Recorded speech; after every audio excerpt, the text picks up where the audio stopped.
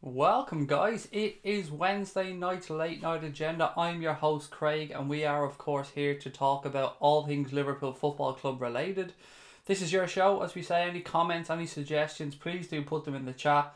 What I thought we'd do tonight for a little bit of a change is I thought we'd structure the stream a little bit more. So I have a couple of topics that I thought we'd go through on tonight's stream. Of course, I always want to get your comments, your take on everything Liverpool related, so please do let me know. Please feel free to let me know your thoughts on a particular subject in the chat. Any comments, questions, I'll get to them as soon as I can. I thought tonight, guys, we would start with the Spurs game at the weekend. We can have a little look perhaps at the Liverpool starting 11, what to expect from Spurs. I asked the question, is Harry Kane perhaps a little bit exhausted, having had no break over the past, God knows how many months for him. Very short international break for him. And how good are Spurs? So many things to get through. I'll wait for the chat to fill up before we really get going. Charlene is in, Brandon is in. How are you guys? Great to have you with us. Thank you for joining tonight's stream. I really have a packed agenda, guys. Usually I come on in the international break and I've said, God, guys, there's so little to talk about. We haven't got much to get through, but tonight's a little bit different. I have topics for us to get through. I thought we'd start with the Liverpool starting 11. So I'm going to go ahead and give the team that I expect to take to the field at the weekend. I will, of course, love to know your guys' team. Let me know in the chat. We'll get to it. So I'm seeing Alisson Becker in goal. Obviously, guys, there's no call for Simon Mignolet. He's already sort of injured, but that being that, it's pretty straightforward, isn't it? The back four as well. Now, I've heard a couple of shouts about the back four. Some people have said that perhaps we're going to see Fabinho in at right back very soon, and maybe Trent pushed into the centre to play in the midfield position, maybe even the number 8 position. For me, guys, at this moment in time, that's a no-go. I'm expecting the Liverpool back four to be precisely the same as the last time. Trent Alexander-Arnold on the right, Joe Gomez, Virgil van Dijk in the centre, and of course the ever-reliable Andy Robertson on the left-hand side. If you guys think it's different, again, please do put it in the chat. I would love to know. The midfield is the area where I think a lot of us have different views of what we might expect to see against Spurs. If you would have asked me this question last week, guys, I would have said to you that I expect Jordan Henderson to start in that midfield. Well, surprise, surprise, as time has gone on, I've had a chance to think, discussing it on podcasts with Christian and the other guys. I think I've talked myself around. I think we're going to see a midfield trio here of Naby Keita, James Milner and Gini Wijnaldum. This is the midfield trio, of course, that started the season so well for Liverpool, although Naby Keita was taken out for the start of the last game. He was replaced in the starting lineup. I think we're going to revert back to that three. They're a trio that did so well in the opening few games. The game against Leicester, I think, was Liverpool's weakest midfield game so far. I've given my thoughts on why I thought that was. I think we were bypassed ourselves a lot of the time. But look, I don't want to go back to the Leicester game. I want to look ahead. Now, the front three. The front three is another area where many people have thought maybe we're going to see Daniel Sturridge come in and give Bobby Firmino a rest. Obviously, people are talking about Sheridan Shaqiri and where he might play. But for me, guys, again, I'm not seeing much change here. I am seeing the front three being Sadio Mane, Roberto Firmino and Mo Salah. And look, I know that's predictable. But look, we've been predictable so far this season. Basically, I'm not seeing much change. I know it feels like a fairly obvious starting 11, guys, but I'm not feeling much change for this one. So just to reiterate, Alisson Becker in goal for me, Trent Alexander-Arnold at right back, Joe Gomez, Virgil van Dijk, Andy Robertson, midfield trio of Gini Wijnaldum, James Milner and Naby Keita, and then the front three of Firmino, Salah and Mane. Nothing changed. The substitutions, look, I haven't got a clue. That'll depend how the game goes. But I just wanted to start off the stream by giving you guys my 11 for the weekend. The team I'm expecting to start against Spurs. I will, of course, go into the chat now, see how you guys are feeling. See if anybody's feeling different to me. See if anybody thinks perhaps the same as me. Right, who have we got in? Luke is in. How are you, Luke? Tom is in. Frankie. Your boy Harrison. Dirty Girl. Far Isle. Killer for Hire. Eugene. Brandon. Really packed already tonight, guys. Fabinho in this week, thinks Jonathan King. Luke said, hi Craig, just 3 more sleeps, mate. It's been like pulling teeth. It really has. It really has, Luke. It's been a tough international break, this one. I always find this one particularly tough because it's like you get teased with the start of the Premier League coming back and you get a little taste and then they pull it away from you again. Then you get it back, you get to October, you're starting to get into the rhythm again, then they pull it away from you.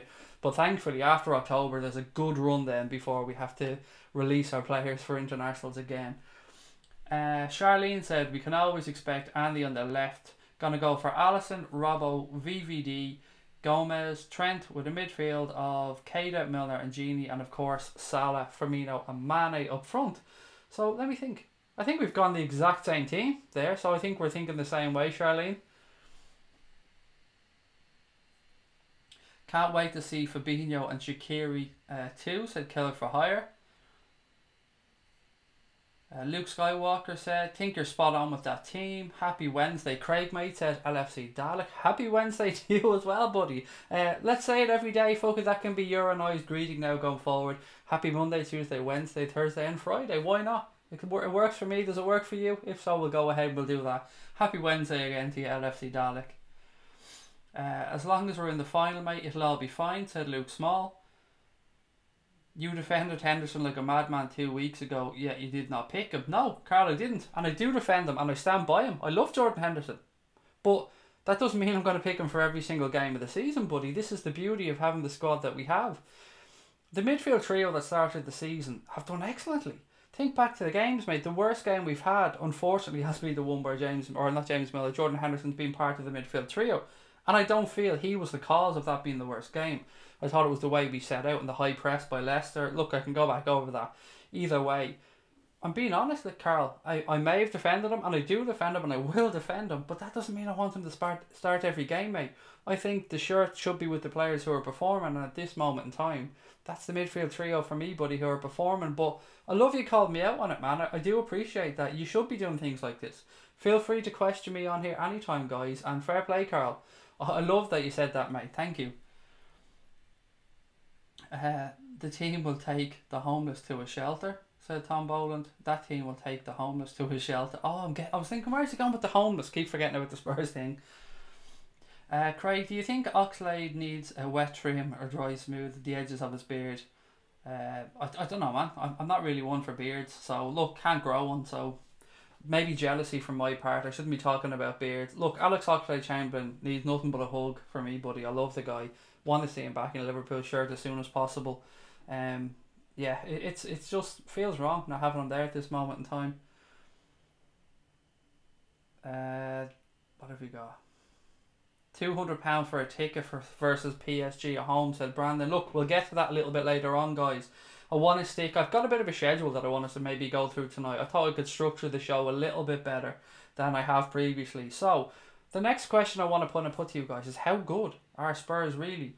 In my head, I've built Spurs up to be, a really, really, really, really tough fixture, home and away, but is that necessarily the case? Spurs fans will point to the fact that they finished ahead of us in the Premier League for the past few years, and fair play to them, but I'll hit right back and saying, look, last season, we were concentrating on getting to a Champions League final. That affected our league performance. Of course it did. It cost us points. We could have easily finished second last season. If we're being honest, we really could have finished second last season. I look at the Spurs team that started the season, and I see what looks like a very tired Harry Kane. I see a Christian Eriksen who seems to be playing quite well, in all fairness to him. A Lucas Moura who's improving as time goes on. And a Dele Alli who doesn't quite seem up to speed yet. The rest of the Spurs team is very efficient. Obviously, their full-backs are quite good going forward. And we all know how good they are from a set piece, particularly Kieran Trippier. But there are weak points there to get at Spurs. So I'm wondering, how do we go about doing that at Wembley? We went last year to Wembley. We got our asses fucking handed to us. It was a shocking performance, and one none of us are going to forget anytime soon. But that doesn't mean we can't go there this year and get a result. So I'd love to know how you see this game going. I'd love to know where you like Liverpool to target. On a podcast the other day, Christian suggested that perhaps Spurs are going to look to target the right-hand side for us. Trent Alexander-Arnold, they might try and isolate him. Sometimes with Trent, he doesn't get the cover, perhaps, from Mohamed Salah, because Salah gets that free rein to stay forward most of the time, particularly for defending the corner and stuff, because he's the start of our counter-attack. So sometimes people feel, on our podcast, I keep saying people, I mean in our podcast, guys, that Trent gets a little bit isolated at times there, and his job can be pretty tricky. Then, from another point of view, we look at Joe Gomez. We know Joe Gomez in the past has been caught ball watching from time to time. This season, as things have gone on, he hasn't been too bad. He's been learning as he goes along. We haven't seen him caught out or ball watching like he has in previous games. So I don't see that as a weak point for us anymore. I see him as a very stable partner to Virgil van Dijk. So for me, not really somewhere Spurs can get at us. Where can we get at Spurs? This is what I want your thoughts on here, guys. Where can we get at Spurs? Where do you see the weak points? Really interested to know what you're thinking here. So I'm going to dip into the chat and see how we are. Well, we'll go after that one again. Spurs have got too many big-time Charlies in their squad, said Imran.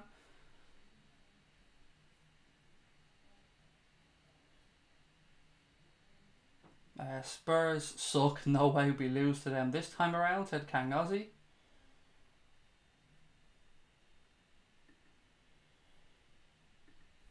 Charlene said, don't get how the ball bags are criticising Hendo. I think the contract is well deserved. Sure, he may not be starting every game, but he's committed and dedicated to bring success to the football club.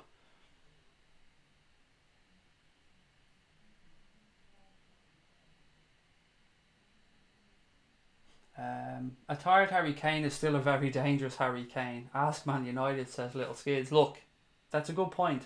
You give Harry Kane an opportunity, he's probably going to stick it in the net. But being at that, he hasn't really seemed himself. His movement hasn't been as good as in previous seasons or during his purple patches. Does he start the season slow? We know Harry Kane went, was it 2-3 August without scoring? He generally takes a while to get into the league, and look, when he hits a stride, he bangs them in. But perhaps, guys, I'm just looking for little glimmers of hope here. Perhaps I'm clinging on to some faint hopes that we go there and give them a hiding, but I do think we're capable of it. I'd just love to know other people's thoughts on this, because as I'm going through both sets of teams, there are very few obvious weaknesses there. And I suppose this is where the managers earn the big bucks, isn't it? This is where the Jurgen Klopps and the Mauricio Pochettinos come in and have the knowledge that we'll never have as football fans. But again, I'm just trying to see with you guys if you can see any little glimpses there, or any little areas of the field that you think either side may be able to exploit.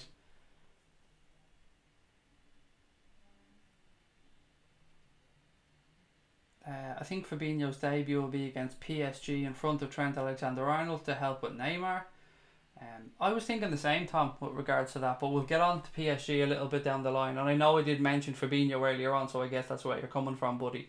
There's been a bit of chatter about that, and it is something I want to address later on.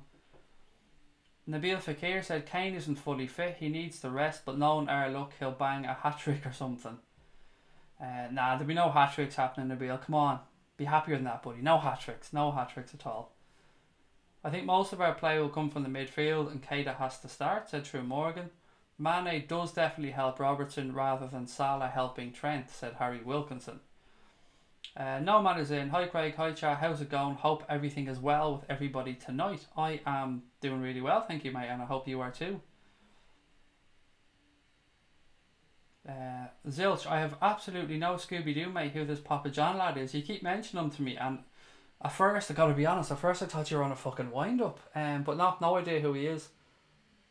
I must look into him. If this is a genuine footballer, I really should be looking into him. Did Trent play for England? He did, mate, he did. Ali is shite, said Megan Nonky. I wouldn't quite go that far and call him shite. I call him a diving cunt a lot of the time and a cheating little prick, but shite maybe is a little bit too harsh on the guy. He can be an excellent footballer, but he hasn't hit form yet this season, so fingers crossed that dry patch continues. Said it before, Klopp could copy and paste Juventus and Spurs' game, said Dirty Girl, as in like exactly go there and do what Juventus did, so I think you're trying to say. Whenever someone mentions Papa John, I just think of pizza. That's it, mate, that's it. That's exactly where my head was going. Call me a fat bastard, but that's exactly where my head was going as well. And with some of the trolls you see coming on, it's hard to sometimes, when you're just scrolling through the chat and you're just trying to pick out points, it's hard to see who's being serious and who's taking the piss. Look forward to see if Alisson can handle a high press. Time will tell us about different things and different styles of players, says Ryan.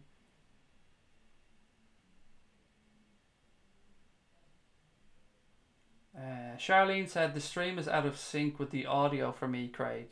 Anybody else having that issue? As a Liverpool fan, I think this is the most nervous away fixture. They are dangerous. So again, anybody else having the issue that Charlene was having with regards to the audio sync? Am I lagging to anybody else, or is it going okay?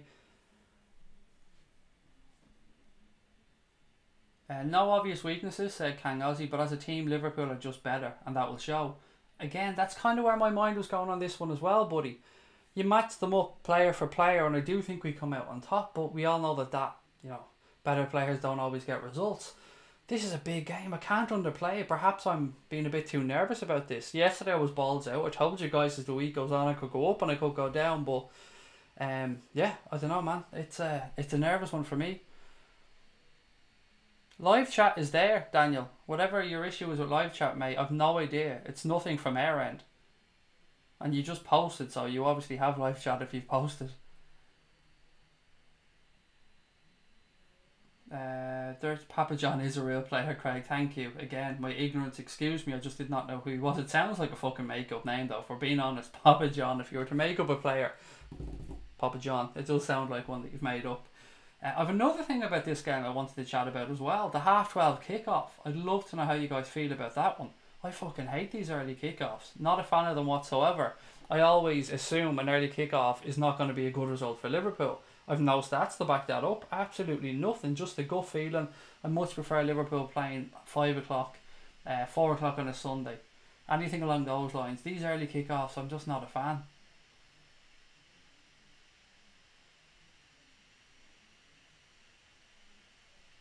Megan Onke said, press the live under the video at Charlene.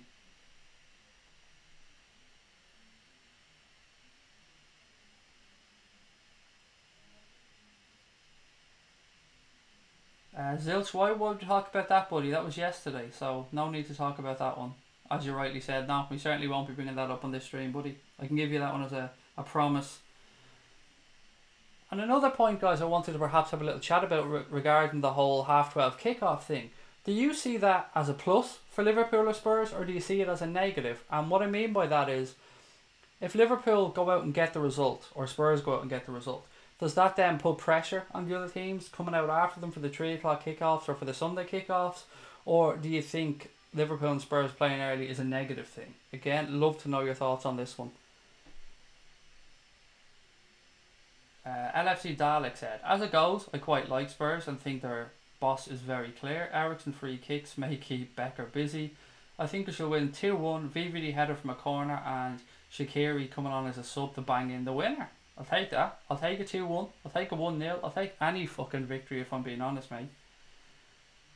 I think Virgil has to do the aerial battles with Kane and Gomez. No obvious weaknesses, but as a team, Liverpool are just better. With Spurs, you have to watch Ericsson, Ali and Lucas Moura. Most of the ball goes through them, said Thomas Boland. Every day I wake up and hope it's a day Alex Oxlade-Chamberlain is back. And also, Ali has had his neck severed. A little bit harsh there, Harry, a little bit harsh. I'm with you on the first bit. I'd love to be waking up to the news that Alex Oxlade-Chamberlain is back as well, buddy, but it looks like it's going to be a while, yeah. Unfortunately, it does look like it's going to be a while. God, I fucking love that dude. I really do love that dude. What an impact he's had at the club. I often see Arsenal fans saying they're happy to get rid of him. Well, my fucking God, we're happy to have him. Louis said, Craig, do you think Fabinho might play sometime soon, maybe against Chelsea in the Carabao Cup? Yes, Louis, mate, 100%. We'll get to Fabinho a little bit later on. I kind of want to stick to not a schedule on here tonight, but I'm trying to structure the streams a little bit more so we have specific topics we can go through. But yeah, mate, I agree with you. I do think we're going to see him very soon, and I'm really looking forward to it.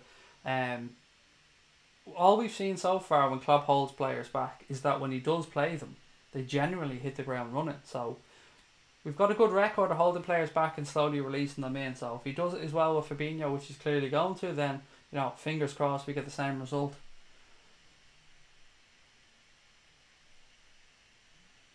Brandon, mate, we'll get to the Champions League, buddy. Don't worry, I do have it down. It's on the schedule. We will get there, and I will give you your opportunity, my friend. I promise. Yep, no, everything looks okay to everybody else.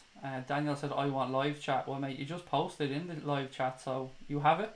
So congratulations on that one.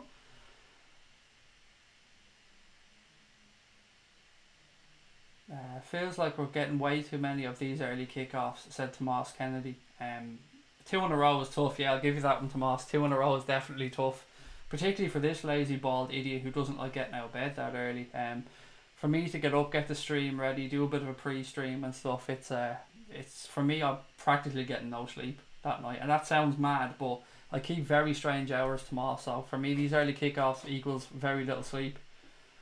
Ryan said 5:30 on Saturday in the winter under the lights. Yes, man, that's it. I'm with you on that 100%. One of my favourite kickoff times, and they generally produce good games as well. Again, though, that could be completely my bias. Daniel, mate, you were posting in the live chat, buddy. I think the only reason you weren't the last time is because you were watching a playback of the stream, my friend. But tonight, all good, buddy. You're in the live chat. Welcome. Great to have you with us.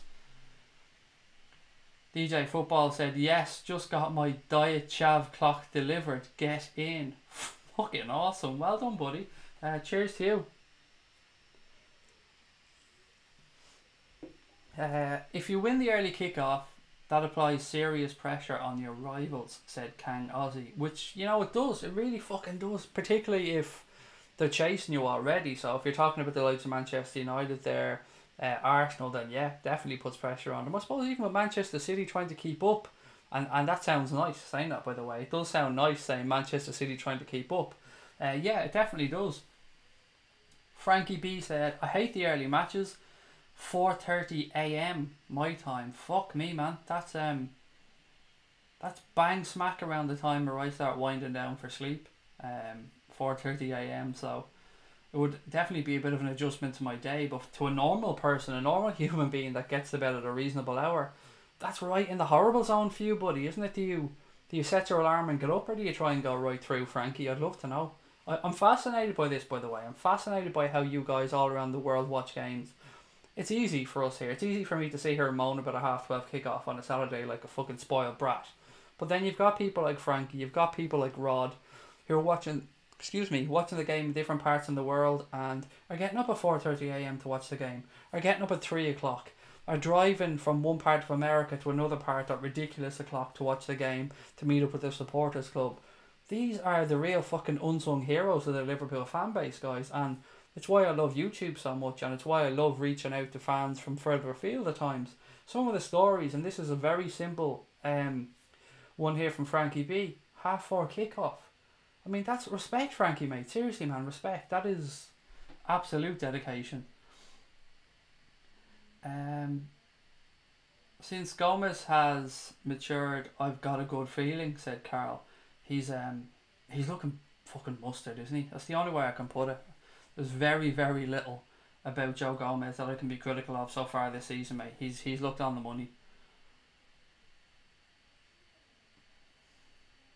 If we win, it's a positive. If we lose, I'll be sad all week, said Dirty Girl. And yeah, I mean, you can't argue with that. It's pretty like simplistic statement, but it is true. I'm the very same. If the Reds get the 3 points, happy fucking days in my house for the weekend. If we lose, yeah, it's going to be another long week. Well, actually, no, it won't be that long because don't we have Tuesday? But which we will get to Tuesday a little bit later on. And very soon, actually, I'm just looking through the agenda, guys. We will be talking about the Champions League next. So get your comments ready. If there's anything in particular around the Champions League, somebody wants to talk about the price of the tickets as well. So there are a few things that I'll give you guys a chance to get in on this as well. I have a few thoughts about the Champions League that I'd like to share with you, but I want to get through a couple more comments beforehand. DJ Football said, I'm happy with the clock, but I'm not buying a £40 shirt.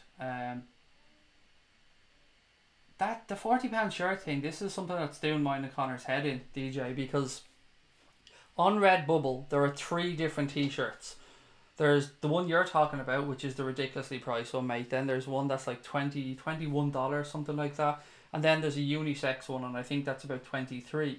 But what tends to happen when you click on the links to go in there, or when you go onto their Redbubble page, it seems to put the most expensive t-shirt up in your face immediately.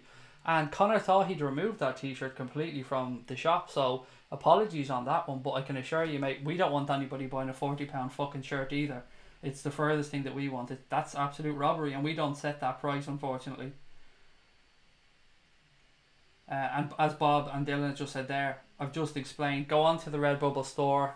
Connor may be in the stream later on. If he is, he can put it in. But the Redbubble store has t-shirts priced from $20, I think, right up to that really ass expensive, ridiculous 40 quid t-shirt that I would never, ever expect or suggest to anybody to buy. I don't even know why they have it up there. Connor has removed most of them. There's obviously one that he didn't take out. Bear in mind we do have a few different logos and stuff like that, so apologies on that one, but I'm with you. 40 quid for a t-shirt is fucking ridiculous.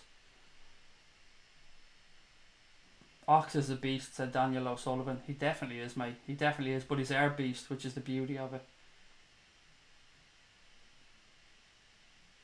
You'll be doing it, Craig, when you move. You'll still be up for a match. Damn right I will. No matter where I am in the world, like you guys, I will be up watching games, doing live streams. It's what I love doing. I enjoy this more than most other things in life at this moment in time. YouTube to me, guys, and getting on here to talk to you has been changed my life completely for the better, I have to say, of course. Oh, and you'll be pleased to know that I'm no longer going to be reading out troll comments on these type of streams. Occasionally on the watch-alongs I might pull out one or two because it can be a bit of fun. But on these streams where it's just me and you guys having a chat like it is tonight, I will no longer be reading out any of the troll comments because I don't feel it's fair to you guys that it's perhaps changing the way I go about the stream or taking us from what could have been a fun situation into something a little bit more angry. So I'm going to stay away from them. I'll give you guys that promise from now on. Vinny Johnson's in the house. Vinny, how are you, sir? Daniel said, Craig, I want to chat to you. You Cork men on, no love, you Kerry man. I'm not from Cork either, buddy. I am from Wexford. Well, originally from Dublin actually, Daniel, but now living in Wexford, sir. Going to the City game, Daniel. Nice one, buddy. Well in. That'll be class. I hope you enjoy it. Very jealous. I'm not going to lie, mate. Very fucking jealous. Best bets for the Sunday game, said Skipper Dog. Sunday? Mate, you've gone way over my head. We're playing on Saturday. Sunday's gone way over my head. Right, let's push along to the topic so many of you want to talk about, guys, and that is, of course, the Champions League. Now, I want to start this by saying something we spoke about last night, and you can see from the thumbnail of tonight's show that there's been suggestions that the Champions League final may be moved to New York from as early as 2021. Now, obviously, we've seen that La Liga have moved a couple of games over there, and Barcelona are going to play Girona in Miami, I think in, where is it, my list here, in January or December or something like that. In January. What do you guys think of the possibility of UEFA moving, and I want to say this very fucking slowly and clearly, the European Cup over to perhaps New York to play the final over there? What do you think? I think it's an absolute fucking slap in the face to every European football fan, and particularly the fans of those clubs who have followed them around Europe for the entire season perhaps, and then when it comes time for the final, they get told it's over to the other side of the fucking world for you guys or nothing. It seems absolutely fucking ludicrous to me. I don't believe to pandering to other markets. If you have a European Cup, then the European Cup should be played and stayed, and everything to do with it should be in fucking Europe. Just my view. I cannot wait to see how you guys feel about this one. The start date that they're talking about for this, by the way, guys, I'm not sure if I've mentioned it, is 2021. Of course, nothing is confirmed. The Spanish deal seen an investor or somebody come in with sponsorship to bring a couple of these games over to America each season. We see, of course, the NFL are now playing games in London. Is it 2 or 4 games a year now? I know that they're extending it as they go along, but it's nuts. It's absolutely nuts. Not for this at all. Really do think it's a slap in the face. So let's take an example here. Let's take, I know Ant goes to a lot of the games, and I know Crosby Red. Probably lots more, and I check out them as well. So if I'm missing out on you, bear with me. So these guys spend their hard-earned money. They go work hard, follow the Reds around, have their auto cup scheme. So they go to all the games, maybe pick a couple of aways as well. And then the Reds go on a run like we did last season. And I'm using Liverpool as an example here, guys, but this could just as easily be Manchester United, Spurs, Manchester City, Juventus, Arsenal, well, no, not Arsenal actually, Soz, Juventus, Barcelona, Real Madrid, Bayern Munich, any sets of football fans that are in this competition. So they followed the team all the way through. They have, maybe got bank loans. They've done everything they can to follow the team around Europe. And then it comes time to the big moment. A moment that maybe some clubs might only get to once in their whole existence. We've been spoiled at Liverpool with European Cups, and long may it fucking continue, but you see some clubs like Porto, for instance. It's been so long before Porto or since Porto played in Champions League final, then they won it under Jose Mourinho. Can you imagine that game for those guys was moved over to New York? And a lot of the Porto fans may not have been able to get over there and see the game. It seems, I just can't get my fucking head around this. When is enough going to be enough with money in football? Like, when do the fans just fucking draw a line in the sand and say, no more of this? Like, it's absolute ludicrousness. Fucking Champions League football in New York, and not just any of it, guys. The final, the showpiece event of the entire competition, the pinnacle of the European game, and they're talking about holding this final in New York. And that's just an example of New York. I mean, if it's New York one year, it could be Abu Dhabi the next year. It could be Melbourne the year after. I don't know. We spoke about this with Connor earlier on, myself and him at a call, and we were talking about this, and Connor put to me that in a strange way, it may actually have been easier to get to New York than it was for some people to get to Kiev last year. And I kind of got where he was coming from. But the way I put back to Connor was that at least with Kiev and people who are from Europe or perhaps from the UK, they had an option to get there by road. You know, they could get the Channel Tunnel, they could go over to France and they could drive across. When you're bringing games over to New York, you're relying on airlines. And once you're relying on airlines, then they have you by the fucking pants. They're going to know all the routes are going to be closed off. The prices are going to go up to the roof. And if what happens, like what happened to our fans last year, so we were the last team to qualify for the Champions League final. By last, obviously there's only two, but Real Madrid qualified first. So what you've seen there was their fans getting access to all the flights out of other airports, access to the hotels first, access to buses, ferries, every single thing, because they had a 24-hour head start on Liverpool fans, or it could have been Roma fans, whoever won that game. Obviously it was us, but they had a head start of 24 hours. So you now put this situation, and it's New York that people are getting to, and there's even less options to get there, and you can't take road. You're literally going by rail or going by air or nothing. Then you're really fucked. You're absolutely fucked. And if we were in that situation this year, I don't know how our fans would get over there. I really don't. Liverpool fans would find a way. Don't get me wrong. They'd find a fucking way. I know they would. But this has incensed me. And I thought when it was mentioned to me a couple of weeks ago, I thought somebody was just taking a piss. I thought they were just going with this because we'd seen it in La Liga, and I thought that they were just saying, oh well, look, let's stir a bit of shit here. If it happened in La Liga, it could happen anywhere. I think we even had a conversation about a Premier League game perhaps being played outside of the UK, and what we seemed to settle on here in the chat was, well, if anyone had to be, the Charity Shield seems to be the only one that would be almost acceptable, but not acceptable. Again, sorry for rattling on about this one. I'm going to get into the chat now and see how you guys are feeling, but basically it's straightforward how I view it. European Cup, stay in fucking Europe. It's pretty simple. Alpha G said, Craig, I could get Tottenham versus Liverpool tickets for £60, but it's from homestand view. I'd take them, to be fair. If you had to pick either Spurs or PSG game, which one would you choose? PSG, Matt, without a doubt. I just love Champions League under lights at Anfield. It doesn't get any better. Trying to get Red Star tickets, said Brandon. Any tickets, mate. Any tickets are going to be tough to get.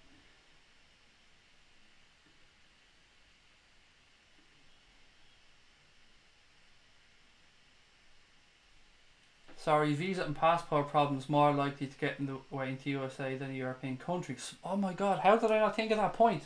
Excellent point, Crosby Red. And very fucking simple and straightforward, and one that should have came to my mind straight away. Visa and passport problems, exactly.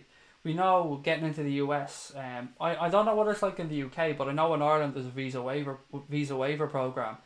You probably have that in the UK as well, but again, more issues there put up for fans. And people may come back and say, yes, but you needed visas for Russia and stuff as well. Well, so be it, but even at that, it's an added cost, isn't it? Charlene said, the fans don't mean nothing in football now. Football is all aimed at big money, big wigs. It's all wrong. Shanks and Steen would have been disgusted at football today.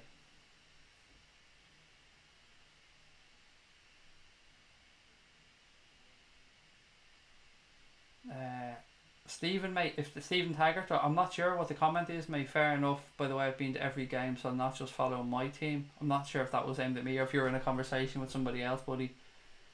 Sure, the next World Cup is in Qatar. That's fucking ridiculous in itself, True Morgan, but at least it's a World Cup, so at least...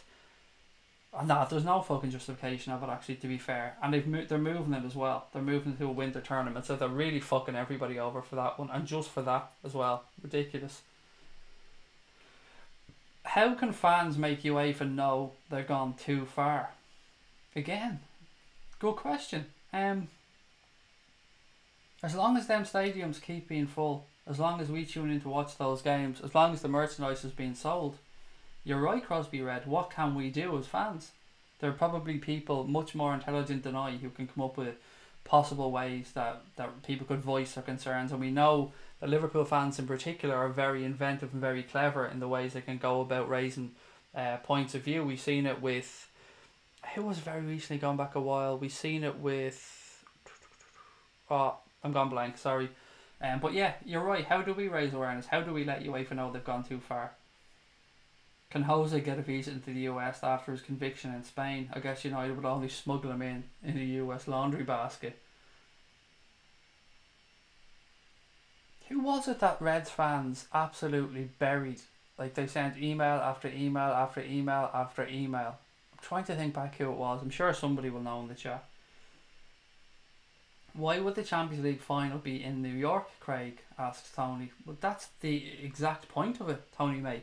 And the reason that UEFA would perhaps move it there is obviously for money. Like, no other reason. They're going to have a showpiece game in an emerging market like New York, or like America, I say New York, like America, that will put it on at a time that will open up an entire new audience to the game. You'll have people tuning in at American peak time to watch the game. It's just money, man. It's just money. This is a European club competition. Surely to fuck it should be held in Europe. And the final, more than anything else, the biggest event, that has to be. It's just greed. It's absolute greed. And as Charlene rightly said, it seems like they want to take the game away from, now not just the working class fan, not just the regular Joe Soap now. They want to take it away from the entire fucking continent and move it somewhere else. Like, just because the European leagues happen to be the most popular in the world and all the stars of world football, or 99% of them, play in Europe, they want to just drag this all around the world and just forget about the fans, because the global TV markets are infinitely bigger than anything that you can get inside a stadium. It used to be that clubs just had to worry about filling up a stadium. You remember the 3 p.m. blackout in England for kickoffs, for showing kickoffs on TV. Well, that was to encourage people to actually go to the games. At this point in the Premier League now, I'm not talking about in League One, Championship and stuff, but the top levels of the Premier League, it doesn't really fucking matter if the stadiums are full or empty. There's so much money coming in from TV revenue, and with the potential to tap into even more TV revenue and rights around the world for UEFA, it's pretty clear why they're going to try and do this. But as Crosby would have said, as fans, surely to God, will have to stand up. And I say we, like I'm going to fucking do anything about it. Like, I haven't got a clue. But somebody, as I said, much more in the know than me and much more intelligent than I will perhaps come up with some way of letting UEFA know that enough is enough. Like, it seems absolutely mental. Damo said it was only a matter of time. What else have we got?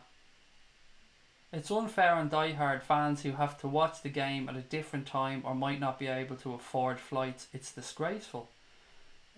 It is absolutely disgraceful, to be fair. It is disgraceful that they're even... I'm going to stop ranting, actually, because I'm just going to end up going over the same things. I really want your comments on this one, so I'm going to get through as many of the comments as I can.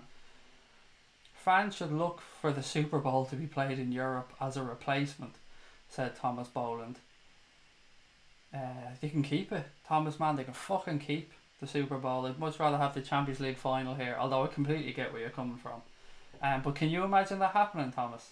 Or Tom, excuse me, Tom. Can you imagine that happen? Not a fucking hope that the Americans would swallow that. Imagine their biggest event, by the way, which has nowhere near the market that the Champions League has, nowhere near the viewership that the Champions League gets, by the way. Nowhere, absolutely fucking, not even in the same ballpark. But can you imagine that event being taken away from Americans and being plopped into Europe. They would lose their fucking minds, and rightly so. I'm not having to go with Americans here. They'd be damn right to do it. It's their national game. Craig, if we win against the Champions League in New York, then we can't be against the World Club Cup in Qatar. The World Club Cup, though, is exactly that, Alpha G. It's the World Club Cup. Are you talking about the World Cup? Excuse me. If we're against Champions League in New York, then we can't be against the World Cup in Qatar. Sorry, I read that completely wrong. Apologies. Of course we can. They're moving the entire fucking World Cup, mate. That's the problem with Qatar.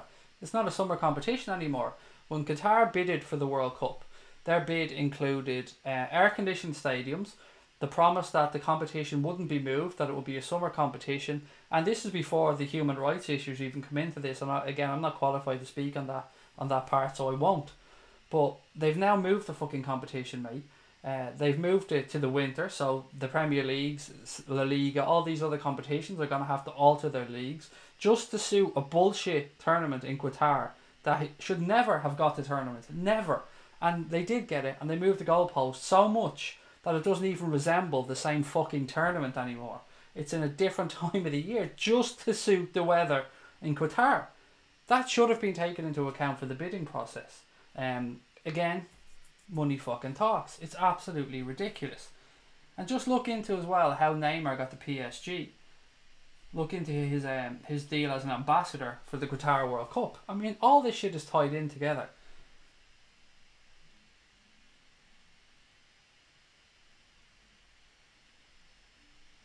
Daniel, just a little heads up, buddy. You're posting too much gobbledygook into the chat, mate.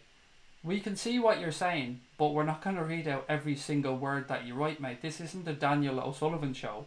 I have to get through everybody's chat, mate. If you've got a point, you're more than welcome to put it in, but putting question marks and 55 comments in 10 minutes isn't going to get read out, buddy, I'm afraid. Without people in the stands, the TV revenue will drop massively, said Stig Blom Anderson. I wonder though. I honestly wonder. I'd love to say yes, you're absolutely spot on, mate. But it's getting to the point where could they fucking get away with it? I wonder. I get your point on the atmosphere and stuff, particularly at Anfield. I mean, you look at Anfield and that's one of the major selling points for the Champions League. You look at Borussia Dortmund and their fans, that's again another major selling point. The fans do have a part to play in this, don't get me wrong, but from a purely financial aspect for the bums on seats, it doesn't bring in anywhere near as much revenue as TV money does for football clubs these days. Mr. Bugsy said, hello, sorry Justin, what have I missed? What we're talking about at this particular moment, buddy, is the news that the Champions League final could be possibly moved to New York from 2021. I'm not sure if New York will be a venue every single year, I doubt it. But there's talk that the Champions League final could be perhaps taken out of Europe and dropped into New York as early as 2021.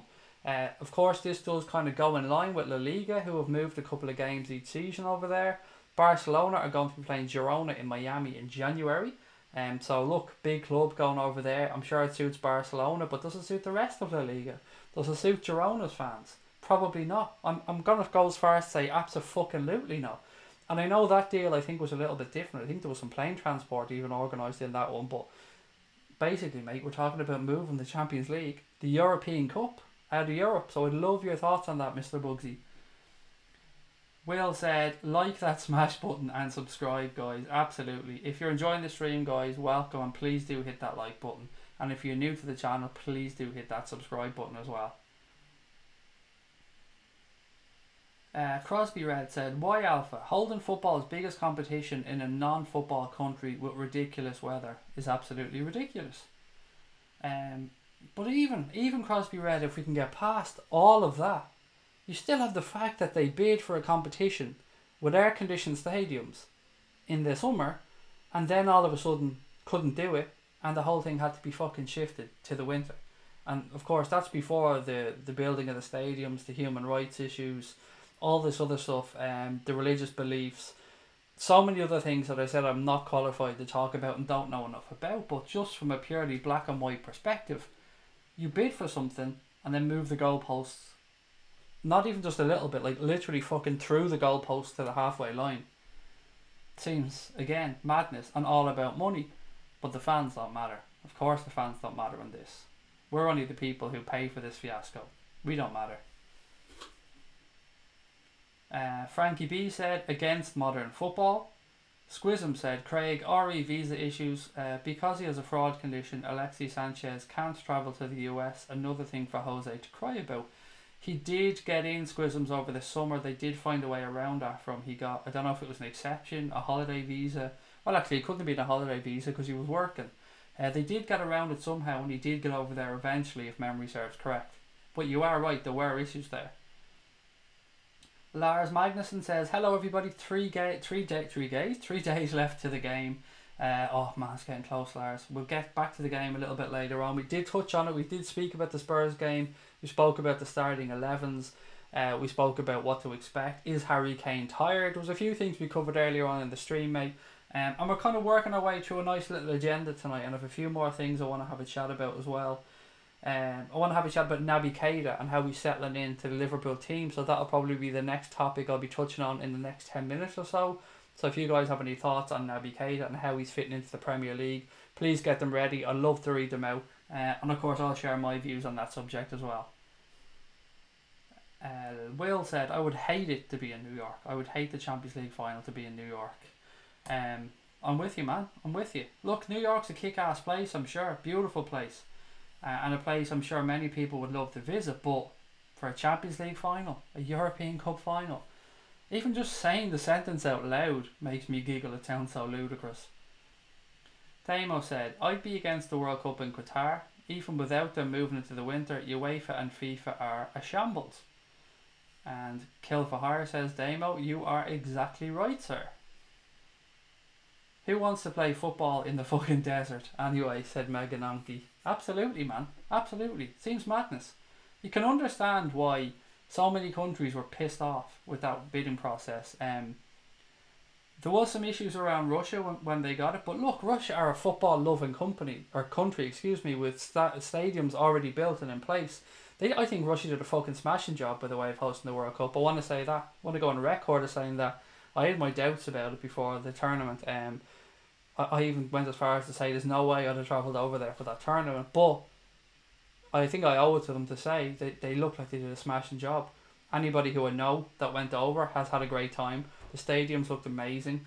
The people were apparently the most warm and welcoming you could possibly ask for with regards to restaurateurs, shop owners, hotel staff, stuff like that. You'll always get your horror stories. They're going to be everywhere in any tournament like this. But from what I can gather, Russia seemed like an absolute success. And I've no doubt that somehow they'll pull off the next World Cup as well. But Qatar? Seriously? In fucking December or January? Madness. Absolute madness. Man United won't make it to the final, said Stephen Taggart, so he's nothing to worry about. I'm not sure why, but I like the World Cup in winter time for my selfish sake, said Alpha G. Yeah, of course, look, we all have selfish reasons, mate, for why we like particular aspects of life, but for a tournament to be moved just to suit one country on a once-off occasion, a country that probably should never have been awarded the competition in the first place, it just seems madness. Paddy Doyler said, over 200 people have died building the stadium in Qatar, so human rights is a massive issue there. True Morgan said, all the La Liga club captains had a meeting to get rid of the American games, but they failed. Again, so they're not listening to the fans, they're not listening to the fucking club captains. Who are they listening to? They're listening to fucking dollar bills. That's all they care about, these guys. The game is rotten itself, guys. It's rotten from the fucking inside out. It's absolutely sickening at times. I've another, don't worry guys, I've more about this, by the way. We're going to get on to more money being taken out of the game a little bit later on in the stream. I've done my homework for tonight, or as much homework as you're ever going to get out of me for tonight's stream. So I have a few topics there for us to talk about.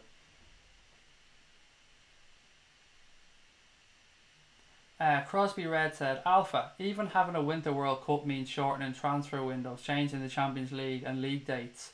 I think you might be in the minority there, mate. Dirty Girl said, I think $89 billion in reserve funds for Qatar helps. It probably does. I mean, money definitely talks, dirty girl, but it doesn't help fans. It doesn't help fans in one bit. Excuse me.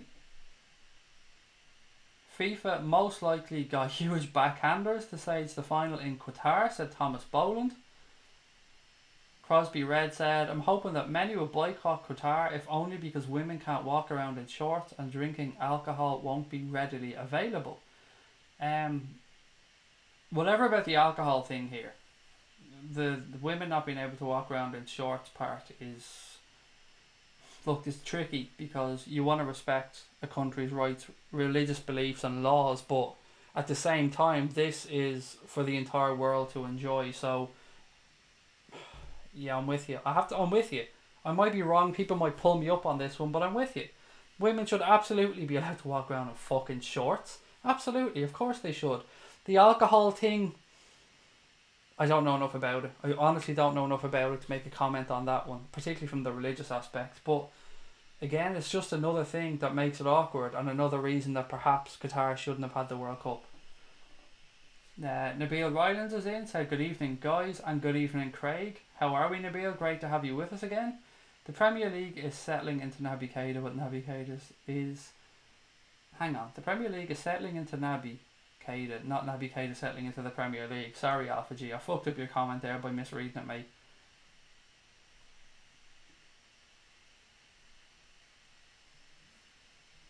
Loving the Naby Keita song to the tune of La Bamba and Andy Robbo. You know what, mate? La Bamba is one of my favourite songs of all time. Absolutely love it. Cheapest tickets $5,000. What was this for, Frederick, mate? Really intrigued actually. $5,000. What's that for?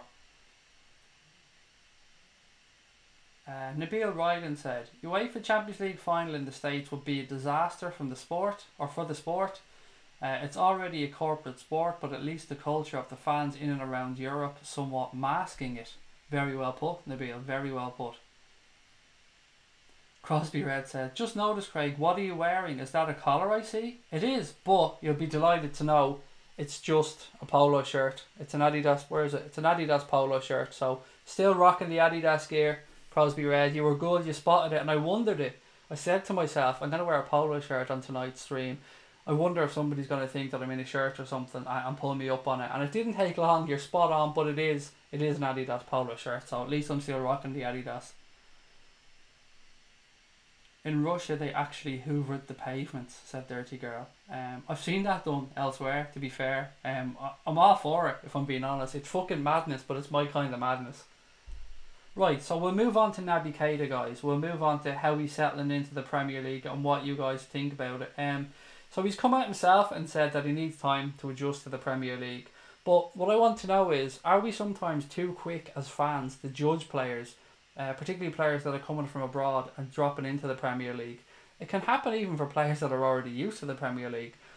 We're talking about Alex Oxlade-Chamberlain last season. People were questioning why he wasn't playing straight away. We've seen Andy Robertson as well, to a lesser extent I suppose, because he was coming from Hull, so people may have expected a transition period there. And this season, of course, we're seeing Fabinho, who has been left out of the squad so far for various reasons, and we'll get into them on another show. But thinking about Naby Keita, he was dropped in right from the start. Klopp was obviously confident that he was up to speed enough, that he had the physical attributes, that he knew enough about the style of football Klopp wanted to play. But at the same time, his performances have been okay. They've been fairly steady. He hasn't had any stinkers, but we know there's more to come. So what I want to know is, are we too quick as fans to write off players or judge players' performances? Should we almost give them the first season to settle in at a club? Am I being too generous there by saying an entire season? Some people might say, well look, he's been in European football long enough. He's played in the Europa League, he played over in Germany. He should be kind of used to the style of football that gets played at this point. Premier League's pretty intense, guys. It's a pretty demanding league. You often hear the same phrase over and over again. The pace, the power, the commitment, the rhythm of the Premier League, the amount of games, how quickly they come. So many other reasons why foreign players struggle to get in. The physicality is another thing, of course. There's various reasons. We could go on about the reasons all day, but the fact of the matter is, some players seem to just drop into the Premier League, hit the ground running and be fucking brilliant, while others take time. But taking time doesn't mean they're necessarily going to fail. That's the part I'm trying to get across here. And I've no fucking thoughts that Naby Keita is going to fail. Never did, never will. Naby Keita is absolutely fucking mint and will be one of the best midfielders in the Premier League. I've no qualms about that whatsoever. But we do write players off too early sometimes. As a fan base, we are guilty of it. I have no right to talk about Liverpool or other fans. I can only talk about Liverpool fans because that's all I really know. And we've done it. We've done it before, guys. Adam Lallana was written off. Then he had some of his best football of his career under Jurgen Klopp. People questioned Alex Oxlade-Chamberlain. People said that he obviously isn't up to it. There was a reason why Arsenal let him go. He hit the ground running when he got in. Fabinho, I have no doubts, will do the same. So I want to know, how long should we expect a player coming from abroad to get grace period before we start, not judging them, but before we start critiquing their performances?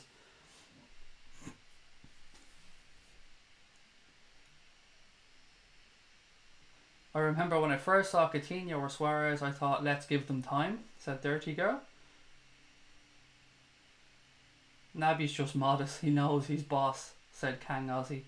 He is fucking boss, to be fair. I haven't been as excited about a player coming to Liverpool for a very long time as I have with Naby Keita. That seems like a long ass time from between when we signed him to the time he actually took to the field for Liverpool in his first competitive game. I couldn't think of anybody more fitting in my eyes to take up that shirt, that number 8 shirt. A shirt that of course means a lot to Liverpool, and the weight of that shirt must be fucking immense. So I'm expecting a lot of Naby Keita, but I'm only expecting so much of him because he's so damn good. Transfer fees are going up every single year. It's another worrying topic. I only see the doom at the end of this road, but how do we avoid it? Said Nabil. Nabil, you've touched on something, mate, that I do kind of have down on the agenda for a little bit later on in the stream. So I hope you can stay on and join us on that one because, again, there's something that I feel pretty strongly about and a topic that I've spoken about on podcasts before, mate, but I'll get there a little bit later on. Lars Magnussen said, I know about alcohol and women. I'm a Viking for fuck's sake. Just knock them down and take them home. Wink, wink.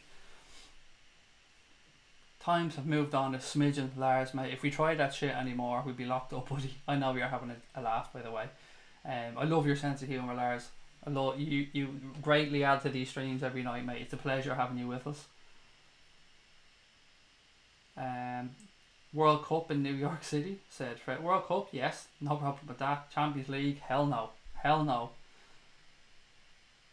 The Raptor said, if somebody is wanting to host a universal football competition, then they should also be prepared to tolerate all the different cultures that come with it. You've done it again, mate. You fucking nailed it. We've just knocked that one out of the park. Exactly what I was trying to say, but was babbling around, not being able to eloquently put across. So thank you to you, sir. And if someone is going to host the European Cup final, then they should actually be European. It will kill football's roots, otherwise stone dead, said Raptor. Nabil said, I see myself as a real football realist, so I genuinely have no Liverpool bias when I say there's solid potential for Naby to be the top 5 central midfielders in the world this year. Barca were frothing at the mouth for him. You're speaking the truth again, mate. They did want them, as did Bayern Munich, and I was so impressed with the way Liverpool went about getting that deal done.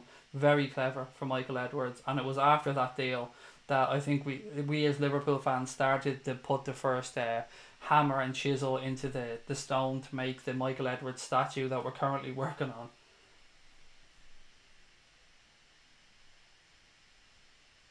Unleash the Raptor, said Damo. Raptor, mate, you'll be delighted. I made a promise on the stream earlier on. I am no longer going to be reading out any comments from trolls, mate. I'm just going to ditch them and carry on talking to you beautiful people, because I can't come on here and say to you guys, fuck them, fuck the fans, fuck the haters, and then come on and do that. I mean, I'm just being a hypocrite. So, being honest, when we do the watch-alongs, I'm going to dip in the odd time on them because they can be quite fun and quite easy to deal with trolls on there. But on these ones where it's a bit more personal, we don't have the numbers that we have on the watch-alongs. It's the regulars in on these streams. So for these ones, I'm going to just give you guys the respect and time that you deserve. So to the trolls out there, you know what's coming next, don't you? Fuck them.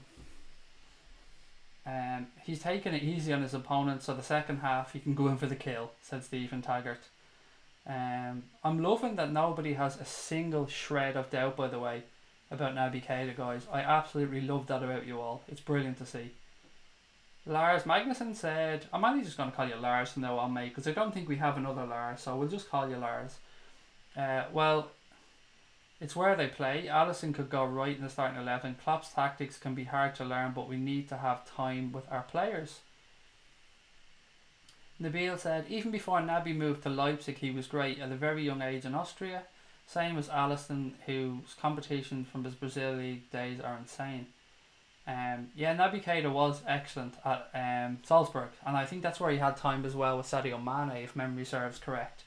So they have a bit of a friendship that they struck up there. Dirty Girl said, I'll be honest, I don't know Keita really well. Is good or bloody amazing, just thinking. He's both. You were going to be so happy that we signed that guy. Dirty Girl, he is... the dog's bollocks is probably the best way I can put it. He's worthy of that number 8 shirt, or as close to being worthy to that number 8 shirt as anybody else could possibly be. Ryan, no mate, I actually do have FIFA 18, yes, on PS4, but I don't play it. It's my daughter's computer, and I'm not a gamer, mate. But sorry, I wish I could say, yeah, mate, I'll jump on and play with you at some point, or give you a game on there. I'd be woeful, but unfortunately, mate, a computer isn't my thing, or gaming ain't my thing. I'm too old. Look at me, I'm too old.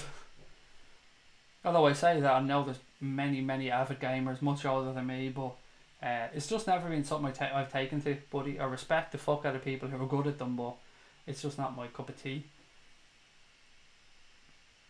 Junior, buddy, great to have you back. So Junior's gone for his team news. We're rewinding the chat a little bit, but it's Junior, so we'll allow him this one. He said he's going to have Alisson, Trent, Gomez, VVD and Robbo. Then a midfield of Henderson, Milner and Naby Keita, and Salah, Bobby and Mane up front. The only difference to my team there was that I had actually taken Hendo out. I think it's me and Charlene actually at the same team. I had taken Hendo out and stayed with Gino and Yalden, but look, either or, man, it's all good. Hugh said they're probably seeding out the idea of a World League to replace the Champions League solely for money, of course. Look, there is that topic, isn't there? There's been this mention of a breakaway European Super League for many years now. There's also been the claims that if that's not under the jurisdiction of UEFA, then FIFA could ban players from playing international football. It's getting to the point with some players though, do they really give a fuck about international football anymore when the big money is in club football? Well, all the fucking money is in club football, but the amount of money that's in club football, and this is probably a conversation we could have another day, but I'm happy to have it now, or dive into it now if you guys want to. But the whole thoughts of a breakaway or a pan league, whatever you want to call it, the European Super League and Elite League, possibly in 2 different divisions, is something that I'm sure TV companies would be wetting themselves to try and do. I mean, the thoughts of Barcelona playing Liverpool or United, or Real Madrid playing Bayern Munich every single week, I mean, that must appeal to TV companies, of course, but would it dilute it? Would it take away the big occasion at times as well? Would we become numb to that in a few years? There's so much to talk about on this subject, and it's something that you'd really want to sit down and do your research on. But something we're just touching on here on the stream because it was brought up by Hugh. And it's a subject that's fascinated me for a long time. Anthony said, you have to give players who haven't played in our league at least a year to get used to the speed of the league. And I'm of that mindset as well. Although, what I would say, Anthony, is, and this applies to Nabil Fekir as well, of course, you happily give him a year, but you'd expect or hope to see a progression as the season goes on. If anything, at least from fitness levels, so they can keep up with the pace of the Premier League or the physical demands of the Premier League. You'd expect to see that get better as the season progresses, or you'd expect to look for that anyway. Eric said, Naby has been up to date on Liverpool play for a year and getting fruition on our play, so he should only need a few games. Paul said, Craig, how the fuck are you? I am tickety-boo, Paul, as I like to say, mate. I am all good, enjoying tonight's stream. I'm having fun. It's been nice and relaxing not having to get angry at trolls. So I definitely think I made the right choice on that one. Thomas Bolin says, Anfield Agenda, the next World Cup is going to be played on Mars. Richard Branson is going to supply the space shuttles. Oh, I don't know, man. I don't know about that. Don't know about that one now. I think Elon Musk might give him a bit of a run for his money there in the tendering process. Feels like forever since we played, said Junior. Man, it does. It does. It feels like a long ass time. I want to read a few more comments on Fakir before I move on. I'm not Fakir. I've seen Fakir's name there in the stream and I was scrolling on Nabi. Sorry, before I move on. Fucking Fakir. That's what you get, Nabil, for putting comments in the stream here. You're distracting me. The name Fakir is just burnt into my brain after the summer.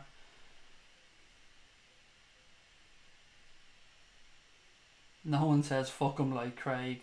It's easy to say, just think about United. Fuck 'em. Any spanners going, lads, said Owen Farrelly.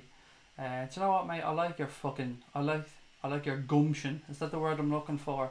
Where are you? Where are we going? There you go. Happy Spanner Day. Need to smash Spurs into the middle of next week, said Cobra. Cobra, mate. Great to have you back in. It feels like a while. I could be wrong, but it just feels like a while. Stig Blom Anderson said, think Keita and Liverpool is a bit affected by the pre-season training. They've just eased up. Release of form incoming. Klopp did say before we went into this international break that he feels that the team are still in pre-season mode, so I think you've nailed that one, mate.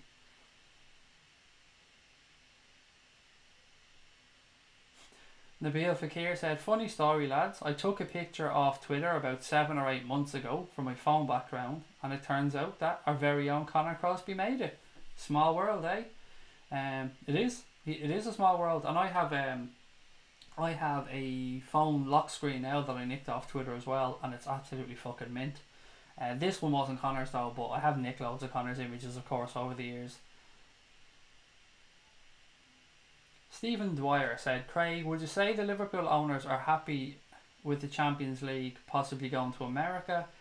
Keita will be a beast for Liverpool, by the way, when he gets to gel with the rest of the Liverpool players.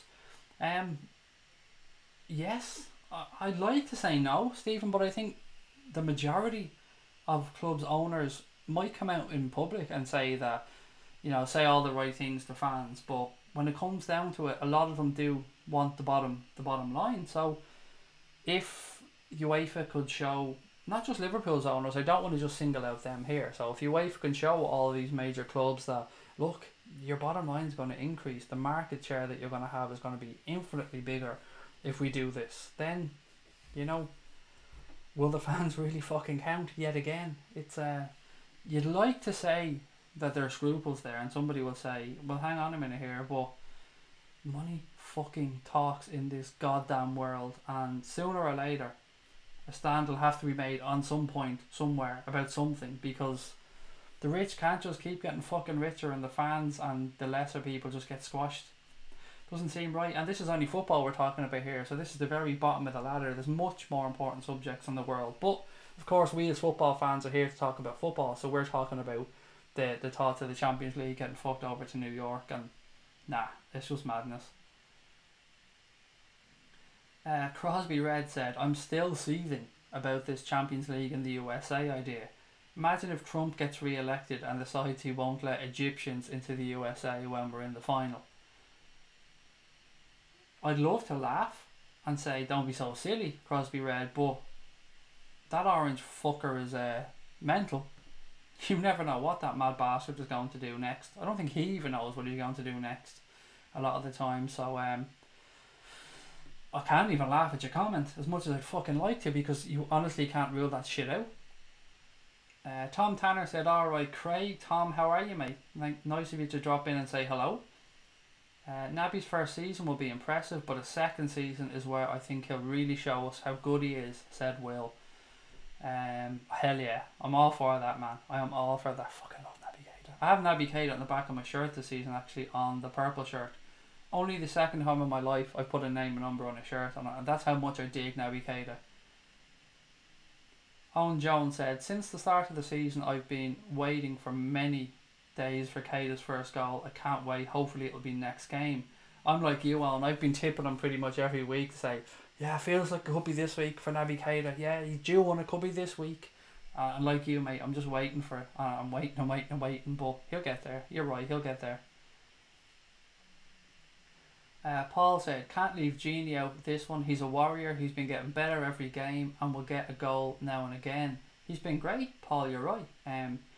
Christian kind of turned my thought process around on this one and made me switch back between Henderson and Genie, because I can't say that I'm a believer in somebody having a shirt and not dropping it and then drop him. So yeah, he was right. I think you're right as well. Genie does not deserve to be dropped for this game. Junior said, will Son be back for the game on Saturday, Craig? The honest answer, Junior mate, is I don't know. I honestly haven't looked into that, so I have no idea. I'm sure somebody in the chat here will be able to tell you, because there's some fucking kick-ass people in here who know a lot about football, so somebody will have your answer, buddy. Nabil Ryland said, I hate that Pochettino does regarding Spurs players being injured for England duty. Our players are always running themselves into the ground for England. Maybe Klopp should start being more streetwise too. That's a subject, man, that drives many of us fucking mad. So we've seen none of the Manchester City Brazilians go away. We've seen Sterling pull out with an injury. So, you know, that's a lot of their major players there rested, or sorry, recuperating back at their clubs. Ali, to be fair, was there for the first game, wasn't he? And he suddenly got injured for the second game. But as soon as he was injured, it was already said that, no, but he'll be alright for the Liverpool game. Harry Kane, to be fair, Harry Kane was right through both. He didn't play all of the second game, but he stayed with the squad, as did Jordan Henderson. For us, I get you. I can understand why Jurgen Klopp or other managers might look at this situation and go, well, fuck that. These guys are constantly getting away with pulling players out. Or these guys are, you know, limiting how much players can go away and play for their countries, and they'll never admit to this, of course. But I get you, man. It's sickening at times. People look for any advantage, and maybe that's a natural thing. Maybe if we were all managers, we'd be doing the very same thing. But you would expect what's good for one is good for the other, and that doesn't seem to be taking place at times in life. I suppose though, life's just shit, isn't it? To be fair, a lot of the time, people are always looking to fuck somebody over. Megan Anki said, are governing bodies just catering for the rich with these tournaments and new leagues? Again, mate, I'd love to disagree, but yes, they honestly don't give a fuck. If they thought they could get $5,000 for every seat inside the stadium, then tickets will be fucking $5,000. I've no doubt about that. People are great about saying the right things, and companies and corporations and people as big as UEFA and FIFA and the Premier League and whatnot, they all know what to say. They know what to say to sound fucking great. They know what boxes to tick. They know what PR to put out there. But I think a lot of the time people are becoming too shrewd for them now, and football fans are much more intelligent, I think, than people give them credit for at times. And they can see through the bullshit. And you can't tell somebody one thing and then actually do something different with what you're doing. So you can't say you're trying to build up grassroots of the fucking game and then move the competition from Europe to America. That's just one example. Many other things that they've done as well. But I'm with you. It's a joke. It's a fucking joke. And it's not just them. We're seeing it now at like Premier League level. It's going to become a middle class sport completely. And the working man or the white collar workers aren't going to get a sniff anymore. It's a fucking joke. Cobra said, we need to smash Spurs into the middle of next week. Naby is only going to get better the more he plays, said Vinnie Johnson. Craig, would you say? No, we did that one already. Did that one.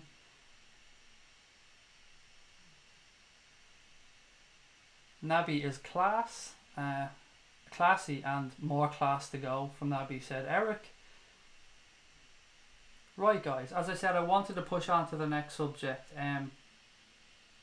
This is one that I think we've spoken about a little bit before. So there's been a bit of chatter on social media, and I kind of look on social media a lot to get topics for what we should be talking about, because I like to see what's trending and what are the big topics. So something that I've seen mentioned time and time again, and it appeared in a newspaper article today.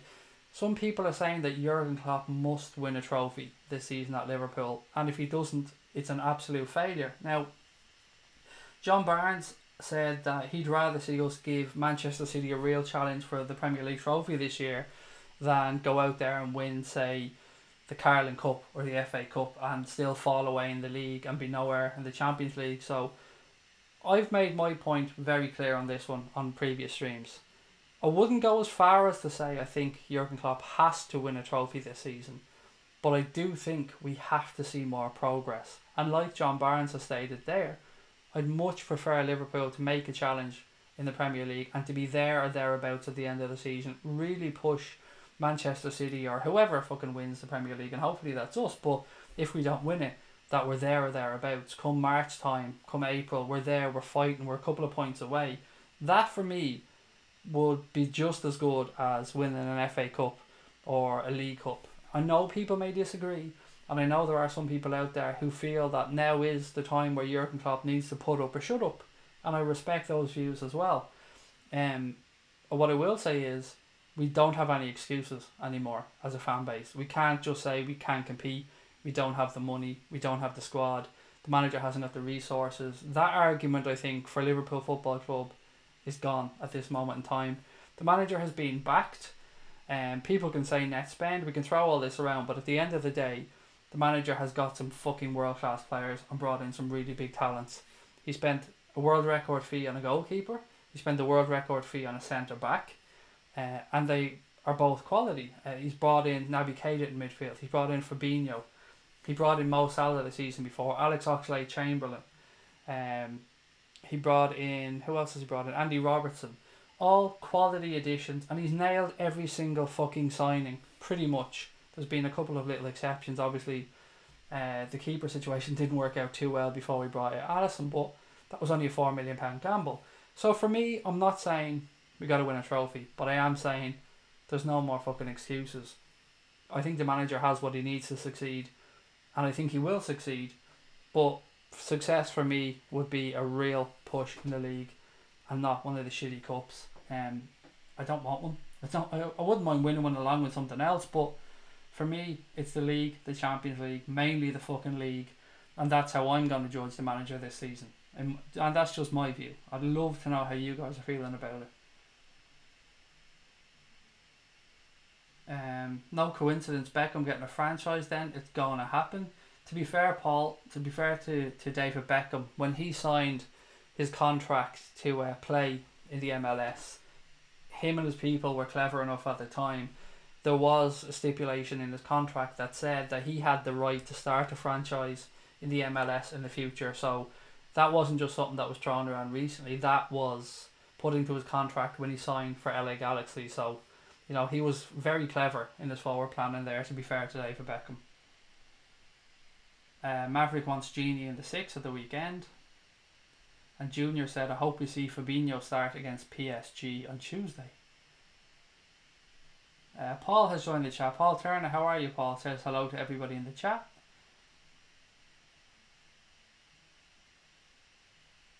Okay, now we're getting into the Klopp comments. Right, here we go. Far Isle said, they're saying Klopp must win a trophy to A, take pressure off them, B, that he'll be thought of as a failure and we should sack him, and C, they can try and swoop in and grab him for themselves. Fuck him. And that wasn't my fuck him, that was a Far Isle fuck him. I was just filling in the gaps. Lara said, if we play our football and are at the top of the Premier League and the European Cups, I mean first, second place, I have absolutely no problem with Klopp. And I'm right with you on that, Lars. I mean, spot on, exactly where I am. I say spot on, I don't mean everybody else's opinion is invalid. I mean, with my way of thinking, that was spot on. Raptor said, whatever happens this season, I for one will still support Liverpool. I can't be arsed with expectations. I have too much love and dedication. And I suppose that's an interesting point, Raptor. There are different types of fan in this as well, and expectation is something that Rod wrote so eloquently about in his article recently. Often at times it's our own expectation that lets us down. So good point. I'm a little bit different, mate, I have to say. I think we've suffered long enough, and I think we've got the tools and the team in place now that there is no reason why we shouldn't be challenging. And I probably do have an expectation this year, if I'm being honest. Whether that's right or wrong, I don't know, buddy, but I have to be honest and say I do have a bit of an expectation this year.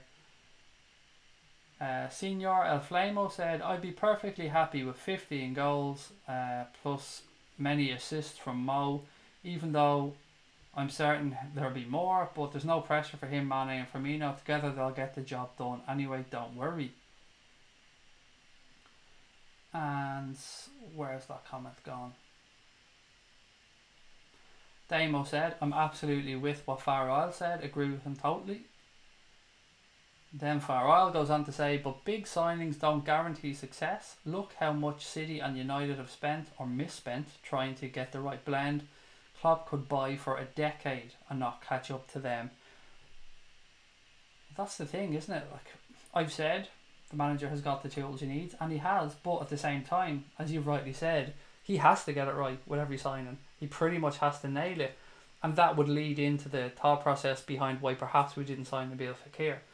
Maybe they looked at that and thought that was a gamble that we at Liverpool can't take, whereas maybe a Manchester City or a Manchester United could perhaps roll the dice on somebody like Fekir if they wanted him, but Liverpool thought it was a little bit too much of a risk.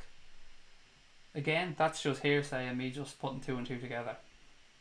Crosby Red said, surely it's up to us as fans and the owners whether Klopp has done well. Who the hell are these people telling us how to judge our manager? Again, you're spot on. From the outside, fuck them. Absolutely, mate, I'm with you.